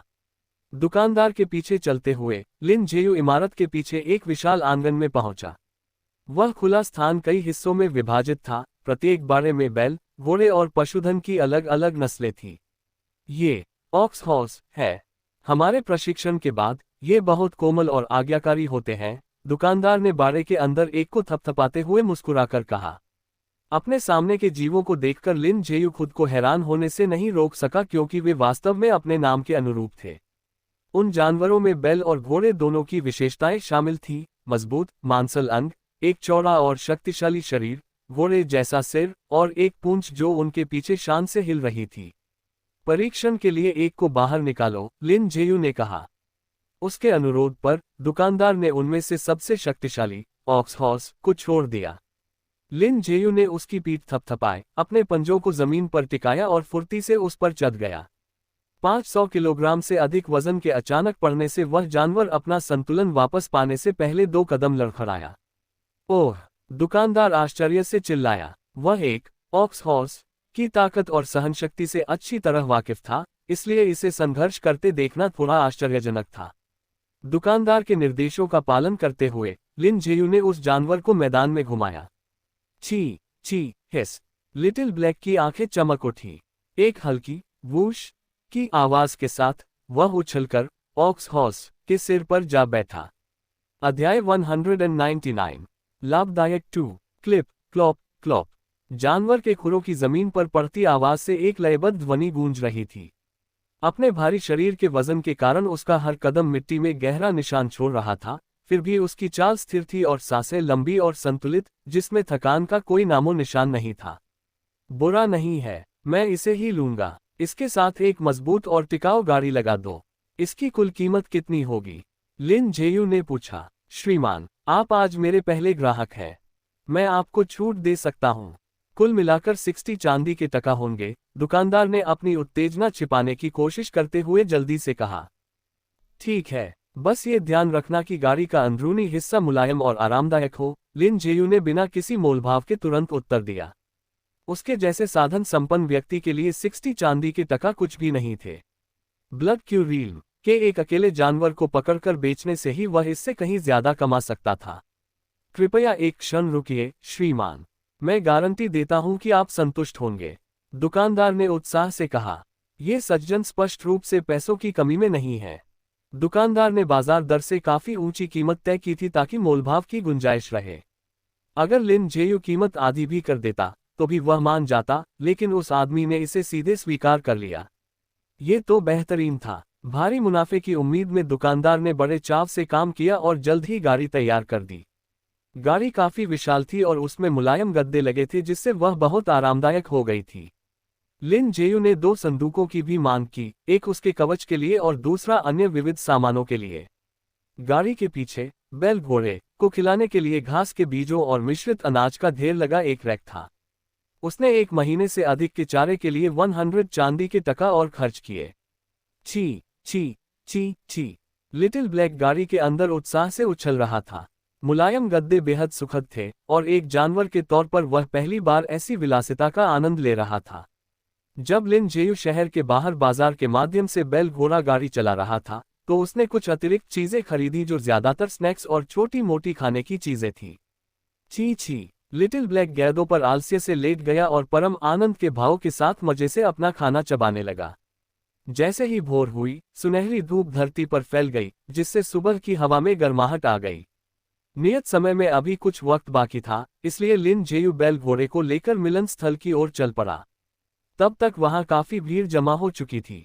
गुआंगवेक्सुआन एस्कॉर्ट एजेंसी के सदस्यों को उनकी एक जैसी वर्दी से आसानी से पहचाना जा सकता था, जबकि बाकी लोगों में कई युवा पुरुष और महिलाएं थीं। वे अपनी उम्र के हिसाब से काफी ताकतवर थे और स्पष्ट रूप से काफी प्रतिभा और क्षमता वाले योद्धा थे। क्या ये सभी लोग सेंट्रल प्लेन्स जाने की योजना बना रहे हैं? यात्रियों को देखते हुए लिन जेयू ने मन ही मन सोचा। सेंट्रल प्लेन्स की यात्रा करने वाले सभी लोगों के पास काफी ताकत थी, उनमें से एक भी ऑर्गन फोजिन रील से नीचे का नहीं था। कुछ ही देर में गुआंगवेक्सुआन एस्कॉर्ट एजेंसी की वर्दी पहने एक मध्यम आयु वर्ग का व्यक्ति आया और उसने साथ चल रहे समूह पर अपनी नजर दौड़ाई। कुल मिलाकर वहां 80 यात्री थे। सेंट्रल प्लेन्स की यह यात्रा रुयांग शहर पर समाप्त होगी। वहां पहुंचने पर आपकी यात्रा पूर्ण मानी जाएगी। जिन लोगों के नाम मैं पुकारूंगा वे आगे आएंगे। बाकी लोग काफिले के पीछे चलेंगे और अपनी सुरक्षा के लिए खुद जिम्मेदार होंगे, उस व्यक्ति ने शांति से कहा। उसके पास वही युवक खड़ा था जिसने पिछले दिन पंजीकरण किया था। जैसे ही मध्यम आयु वर्ग के व्यक्ति ने प्रत्येक नाम पुकारा, संबंधित यात्री सत्यापन के लिए आगे आया। जल्द ही नाम पुकारने का काम पूरा हो गया। 83 यात्रियों में से 72 ने 700 चांदी के टका का भुगतान किया था, जबकि लिन जेयू सहित शेष 11 यात्रियों ने केवल मार्गदर्शन के लिए 100 चांदी के टका दिए थे। सुरक्षा शुल्क को छोड़कर गुआंगवेक्सुआन एस्कॉर्ट एजेंसी ने इस एक यात्रा से ही 50,000 से अधिक चांदी के टका कमा लिए थे। कितना लाभदायक व्यवसाय है। लिन जेयू मन ही मन आहे भरे बिना नहीं रह सका। हर दिन शिकार करने में लिटिल ब्लैक की मदद के बावजूद उसे इतना पैसा कमाने में लगभग 1 साल लग जाएगा। गुआंगवेक्सुआन एस्कॉर्ट एजेंसी ने इस यात्रा के लिए कई शक्तिशाली योद्धाओं को तैनात किया था। 3 मैरो रिफाइनिंग रील के योद्धा, 3 ब्लड क्यू के चौथे रूपांतरण वाले, 4 तीसरे रूपांतरण वाले, 1 दूसरे रूपांतरण वाला, दर्जनों ऑर्गन फोजिन रील के चरम पर और 100 से अधिक बोनफोजिन रील्म के चरम स्तर के योद्धा। ऐसा लग रहा था कि एजेंसी के लगभग सभी विशिष्ट योद्धाओं को काम पर लगा दिया गया है। लिन जेयू ने उन सामानों की ओर देखा जिनकी सुरक्षा की जा रही थी। वह सोच रहा था कि आखिर ऐसा क्या कीमती माल है जिसके लिए इतने बड़े बल की आवश्यकता पड़ी। एक बार काफिला व्यवस्थित हो जाने के बाद समूह जल्द ही रवाना हो गया। जिन्होंने 700 टका का भुगतान किया था, उन्हें काफिले के केंद्र में सुरक्षा दी गई थी, जबकि लिन जेयू और अन्य, जिन्होंने केवल मार्गदर्शन के लिए भुगतान किया था, वे केवल पीछे अपनी गाड़ियां चला सकते थे। कई अन्य लोगों ने चुपके से साथ चलने की कोशिश की, लेकिन गुआंगक्सुआन के रक्षकों ने उन्हें जल्दी ही डराकर भगा दिया। जिन्होंने भुगतान नहीं किया था उन्हें पीछे चलने का कोई अधिकार नहीं था। इस सड़क पर ऐसे मुफ्त सौदे नहीं मिलते थे। काफिले की गति स्थिर थी, न तेज न धीमी। लिन जेयू की तरह गुआंगक्सुआन एस्कॉर्ट एजेंसी भी बैल घोड़ों का ही उपयोग कर रही थी। वे शक्तिशाली, सहनशील और तेज जीव थे, जो लंबी दूरी के परिवहन के लिए आदर्श थे। समय धीरे धीरे बीतता गया। अपनी गाड़ी के बाहर बैठे लिन जेयू के हाथ में एक चाबुक था, जिसे वह तब हल्का सा फटकारता जब बैल घोड़ा रास्ते से भटकने लगता। वह जानवर अच्छी तरह से प्रशिक्षित और बुद्धिमान होने के कारण कुछ ही झटकों के बाद बिना किसी सुधार के काफिले के पीछे चलना सीख गया। यात्रा अपने आप में नीरस थी। लिन जेयू ने अपने समय को 2 हिस्सों में बांट दिया था: 6 घंटे टॉक्सिकोलॉजी कोडेक्स का अध्ययन करना, जहर के सिद्धांतों की गहराई में जाना, और अन्य 4 घंटे बॉइलिंग ब्लड सीक्रेट आर्ट का अभ्यास करना, ताकि जल्द से जल्द पूर्णता तक पहुंचा जा सके। काफिला भोर से शाम तक यात्रा करता था। रात होने पर उन्हें कैंप लगाने के लिए एक समतल जगह मिली। लिन जेयू ने अपने बैल घोड़े को खिलाने के लिए गाड़ी के पीछे के रैक से कुछ चारा निकाला। उस जीव का पेट बैल की तरह था, जो जुगाली करने में सक्षम था। रात में भरपेट खाने के बाद वह बिना चरे दिन भर यात्रा कर सकता था, जो इसे लंबी दूरी की यात्राओं के लिए उपयुक्त बनाता था।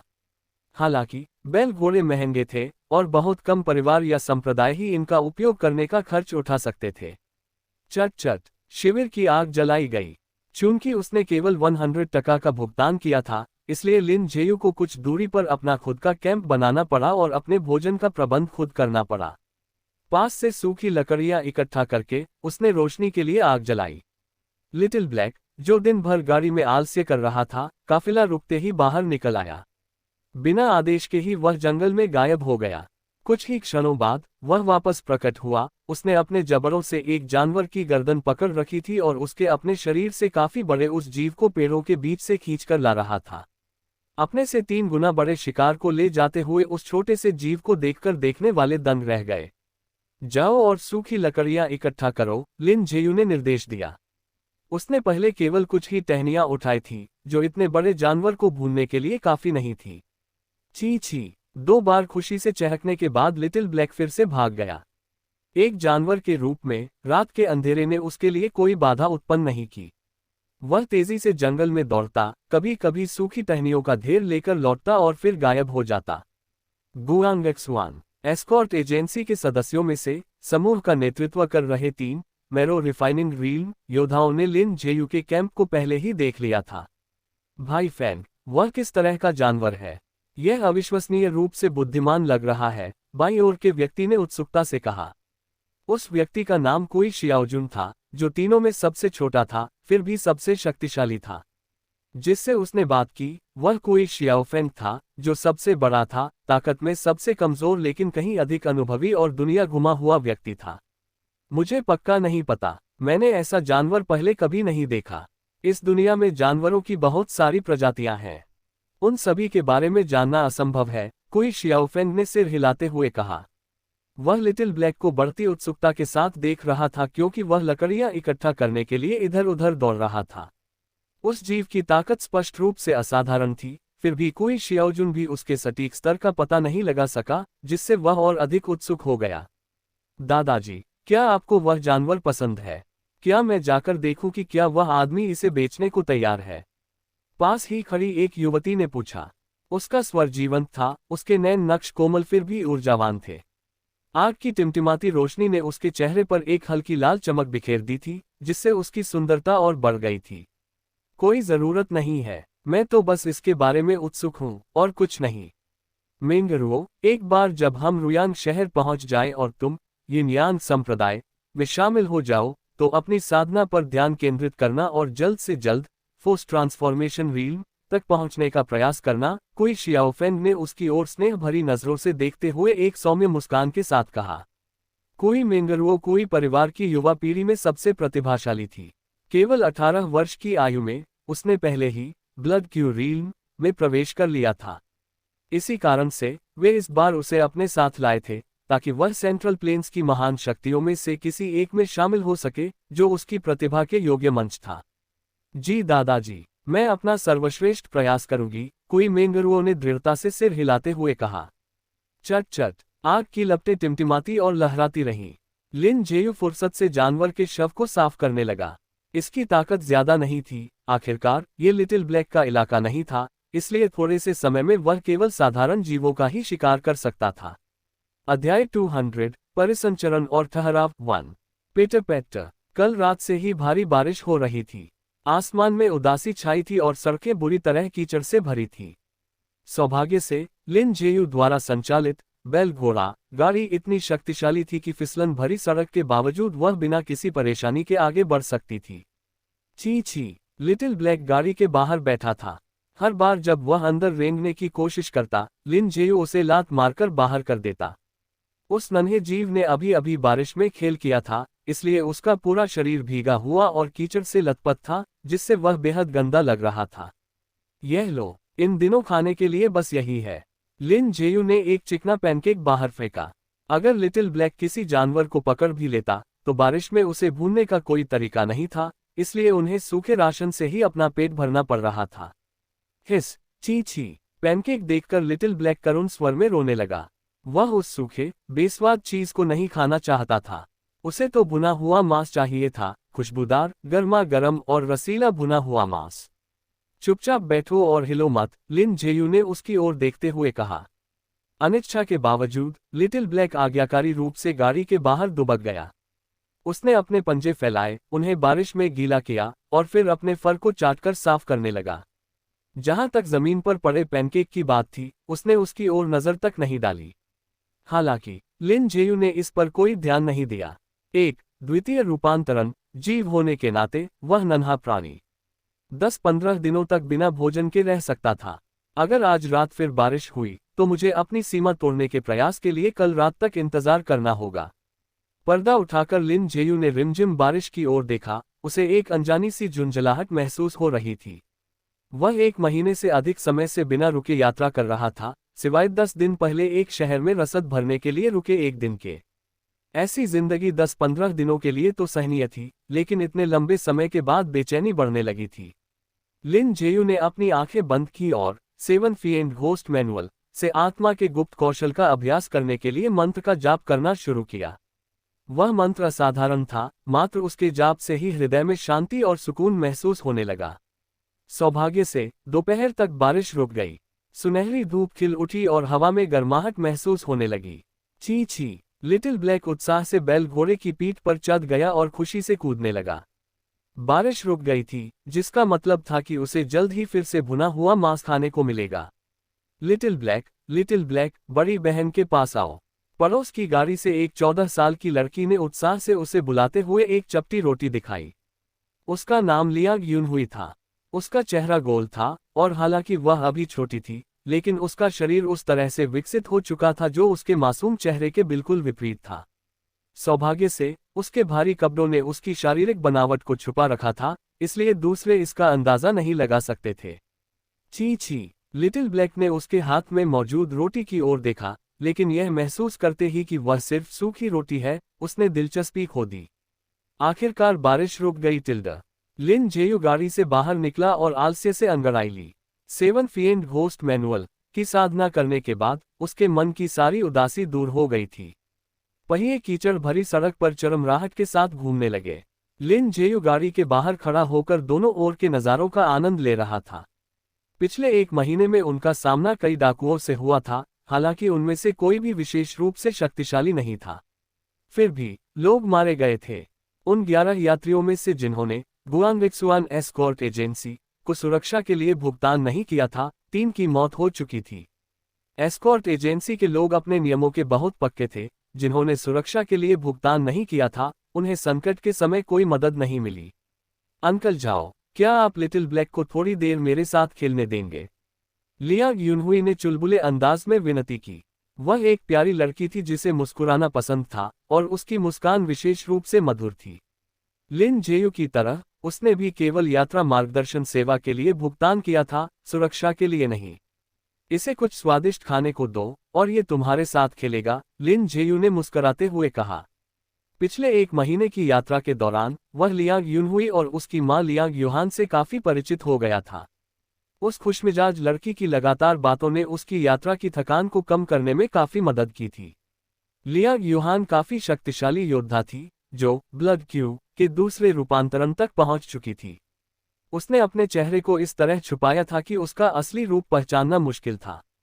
हालांकि उसका शरीर सुडौल था, जो एक योद्धा के लिए सामान्य बात थी। माँ और बेटी स्वभाव में बिल्कुल विपरीत थी। लियांग युहान शांत रहती थी और अक्सर चुपचाप दृश्यों को निहारती रहती थी, जबकि लियांग यूनहुई जीवंत और बातूनी थी, जो दिन भर चहकती रहती थी। बिना भोजन के मैं भी इसे आदेश नहीं दे सकता, लिन जेयू ने कंधे उचकाते हुए कहा। उसे समय समय पर उस प्यारी लड़की को चिढ़ाना अच्छा लगता था। लियांग यूनहुई का व्यक्तित्व मासूम और शुद्ध था और उसका गोल चेहरा उसे बेहद प्यारा बनाता था, जिससे लिन जेयू के मन में उसके प्रति एक बड़े बुजुर्ग जैसा सुरक्षात्मक भाव आता था। आप झूठ बोल रहे हैं, अंकल। मैंने आपको लिटिल ब्लैक को बैठने के लिए कहते देखा है और वह हमेशा आपकी बात मानता है, लियांग यूनहुई ने गाल फुलाते हुए कहा। पिछले 1 महीने में वह लिन जेयू से काफी घुल मिल गई थी और अब वह पहले की तरह संकोच में बात नहीं करती थी। मैं केवल इसे बिठा सकता हूँ, इससे ज्यादा कुछ नहीं। तुम यहाँ क्यों नहीं आ जाती? मैं इसे स्थिर बिठा दूंगा ताकि तुम इसके साथ खेल सको, लिन जेयू ने कहा। लेकिन लियांग यूनहुई हिचकिचाई और अपनी माँ की ओर देखा। ये देखते हुए कि उसकी माँ को कोई आपत्ति नहीं है, लड़की खुशी खुशी लिन जेयू की गाड़ी पर कूद गई। लड़की की ताकत और प्राकृतिक प्रतिभा दोनों प्रभावशाली थी। केवल 14 वर्ष की आयु में वह पहले ही ऑर्गन फोर्जिंग रील्म तक पहुंच चुकी थी। एस्कॉर्ट एजेंसी के साथ सेंट्रल प्लेन्स की ओर यात्रा करने वाले युवाओं में से अधिकांश में अद्भुत प्रतिभा थी। वे संभवतः गुरुओं की तलाश और आगे के प्रशिक्षण के लिए जा रहे थे। ज्यादातर युवाओं के साथ उनके पिता या चाचा थे और लियांग युहान इकलौती महिला थी, बाकी सभी पुरुष योद्धा थे। यहाँ तक कि बाफांग सिटी में भी शक्तिशाली महिला योद्धा अत्यंत दुर्लभ थी, क्योंकि मार्शल जगत में पुरुषों का वर्चस्व था। लिटिल ब्लैक, बैठो, लियांग यूनहुई ने लिन जेयू के स्वर की नकल करते हुए खुशी से आदेश दिया। लिटिल ब्लैक ने उसकी ओर देखा, अपनी पूंछ हिलाई और वापस अपने खेल में लग गया। अंकल टिल्डा, लियांग यूनहुई ने मीठी आवाज में लिन जेयू को पुकारा। ही, यह नज़ारा देखकर लिन जेयू हंस पड़ा। लिन जेयू ने लिटिल ब्लैक को बुलाया और उसे आज्ञाकारी रूप से बिठा दिया ताकि वह थोड़ी देर लियांग यूनहुई के साथ खेल सके। उन्हें खेलते हुए कुछ देर देखने के बाद वह वापस गाड़ी में चला गया, पालथी मारकर बैठ गया और चुपचाप बॉइलिंग ब्लड सीक्रेट आर्ट का संचार करने लगा। 1 महीने से अधिक की साधना के बाद उसकी ये कला पूर्णता के करीब थी और उसने इसकी गहरी समझ हासिल कर ली थी। पहली बात तो ये कि इसके उपयोग से प्राण, ऊर्जा और आत्मा का भारी क्षय होता था, जिसकी भरपाई के लिए शक्तिशाली औषधियों की आवश्यकता होती थी। सामान्य तौर पर पूर्ण संतुलन प्राप्त करने के लिए 1 या 2 महीने के आराम की आवश्यकता होती है। हालांकि अपनी ओरिजिन फोर्स के साथ जब तक पर्याप्त औषधीय ऊर्जा थी, वह बहुत तेजी से ठीक हो सकता था। हालांकि उसने अभी तक इसका परीक्षण नहीं किया था, लेकिन आवश्यक औषधि की मात्रा निश्चित रूप से बहुत अधिक होगी। दूसरी बात यह कि एक बार सक्रिय होने के बाद बॉइलिंग ब्लड सीक्रेट आर्ट को बीच में रोका नहीं जा सकता था। इसे कम से कम 3 मिनट तक चलना ही होता था, जो शरीर की ऊर्जा को उसकी सीमा तक सोख लेती थी। यदि दुश्मन को उन 3 मिनटों के भीतर नहीं हराया गया, तो प्रत्येक अतिरिक्त मिनट 10 साल के जीवनकाल के बराबर ऊर्जा की खपत करेगा। 6 मिनट के बाद अभ्यासी अपनी पूरी ऊर्जा खो देगा और पतन के कारण मर जाएगा। इस प्रकार ये गुप्त कला केवल जीवन और मृत्यु के क्षणों में उपयोग करने के लिए थी। स्वर्ग परिश्रम को पुरस्कृत करता है, हेवन रिवॉर्ड्स द डिलिजेंट। नाम लिन जेयू, ओरिजिन फोर्स 22, कौशल रेजिंग विंड स्लैश पूर्णता बॉइलिंग ब्लड सीक्रेट आर्ट, उन्नत महारत 98%, गोल्डन गूज तकनीक 10वां चरण 100%, 100 रिफाइनमेंट्स ट्रेजर मैनुअल 3रा चरण 100%, कछुआ श्वास विधि, तीसरा चरण, 100%। लिन जेयू ने अपनी चेतना में डेटा देखा। पिछले एक महीने में उसने ओरिजिन फोर्स की 22 इकाइयां जमा की थी। 100 रिफाइनमेंट्स ट्रेजर मैनुअल में महारत हासिल करने के बाद से उसके मजबूत शरीर ने उसे प्रत्येक सफलता के साथ अधिक ओरिजिन फोर्स प्राप्त करने की अनुमति दी। अब प्रत्येक 2 सफलताओं से 3 इकाइयां मिलती थी, जिससे उसका संचय बहुत तेज हो गया था। इसके अलावा उसकी बॉइलिंग ब्लड सीक्रेट आर्ट में काफी सुधार हुआ था और वह पूर्णता प्राप्त करने से केवल 2% दूर थी। फिर भी वह पिछले 20 दिनों से 98% पर अटका हुआ था। अभी भी ठीक नहीं है। जब तक मैं वास्तव में इसे एक या कई बार सक्रिय नहीं करता, मैं इसे पूर्णता तक नहीं पहुंचा सकता, लिन जेयू ने बेबसी से सिर हिलाते हुए फुसफुसाया। चूंकि इस कला को शुरू करने के बाद रोका नहीं जा सकता था, इसलिए उसने कभी इसे इस्तेमाल करने की हिम्मत नहीं की थी। सेंट्रल प्लेन्स की यात्रा खतरों से भरी थी और इस तकनीक को सक्रिय करने से उसका शरीर कमजोर और असुरक्षित हो जाता। इसके अलावा वह अपनी कीमती ओरिजिन फोर्स को ऐसी तकनीक पर बर्बाद नहीं करना चाहता था जिसे अपेक्षाकृत कम समय में साधना के माध्यम से पूरा किया जा सकता था। क्या ऐसा हो सकता है कि मैं इसे तभी पूरा कर पाऊं जब मैं सेंट्रल प्लेन्स पहुंच जाऊं? उसने मन ही मन सोचा। इस दौरान वह इस कला को बीच में रोकने का तरीका खोजने की कोशिश कर रहा था। उसके शक्तिशाली शरीर और रक्त ऊर्जा पर उसके नियंत्रण ने उसे कुछ प्रगति तो दिलाई थी, लेकिन जब शरीर के एक्यूपंक्चर बिंदुओं को समझने की बात आई तो वह अभी भी अटका हुआ था। एक्यूपंक्चर बिंदुओं के बारे में लिन जेयू का ज्ञान सीमित था। फोर्स ट्रांसफॉर्मेशन रील तक पहुंचने से पहले मार्शल साधना में शायद ही कभी उनका उपयोग सतही स्तर से आगे होता था। केवल उस स्तर के बाद ही योद्धा वास्तविक एक्यूपॉइंट विकास शुरू करते थे। बॉइलिंग ब्लड सीक्रेट आर्ट शरीर की छिपी क्षमता को उजागर करने के लिए सटीक रूप से इन्हीं बिंदुओं को उत्तेजित करके काम करती थी। इस कला के निर्माता के पास एक्यूपॉइंट्स का गहरा ज्ञान था, जो लिन जेयू जैसे नौसिखिया की कल्पना से परे था। यहां तक कि जब उसने अपनी ताकत ब्लड क्यू के माध्यम से इस समस्या को हल करने की कोशिश की तो यह अत्यंत कठिन साबित हुआ। मैं फिर से कोशिश करूंगा। यात्रा अभी आधी भी नहीं हुई है, इसलिए अभी भी काफी समय है। यदि वह बॉइलिंग ब्लड सीक्रेट आर्ट के सक्रियण और ठहराव को स्वतंत्र रूप से नियंत्रित कर सकता तो उसे अपनी ऊर्जा समाप्त होने का डर नहीं रहता। तब इस तकनीक का उपयोग केवल जीवन मरण की स्थितियों के बजाय साधारण युद्ध में भी किया जा सकता था। यदि वह प्रहार करने से ठीक एक पल पहले इसे सक्रिय करता तो उसकी ताकत 5 गुना बढ़ जाती। 6 गुना ब्लड क्यू, विस्फोट और बारबेरिक ऑक्स फिस्ट की 3 गुना शक्ति के साथ मिलकर परिणामी मुक्का 9 गुनी ताकत तक पहुंच जाता।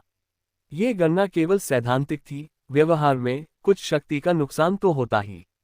फिर भी ताकत सामान्य से 60 या 70 गुना तक पहुंच जाती। यह उस शक्तिशाली जीव को नष्ट करने के लिए पर्याप्त था जिससे वह कभी बाफांग सिटी के बाहर लड़ा था। यदि वह उसके तुरंत बाद कला को रोक सकता तो वह अपनी ऊर्जा के क्षय से बच जाता। दुर्भाग्य से सक्रियण और समाप्ति पर ऐसा सटीक नियंत्रण हासिल करना वर्तमान में उसके लिए बहुत कठिन था। आज हम इस उपन्यास को यहीं समाप्त करते हैं। यह उपन्यास अगले भाग में जारी रहेगा।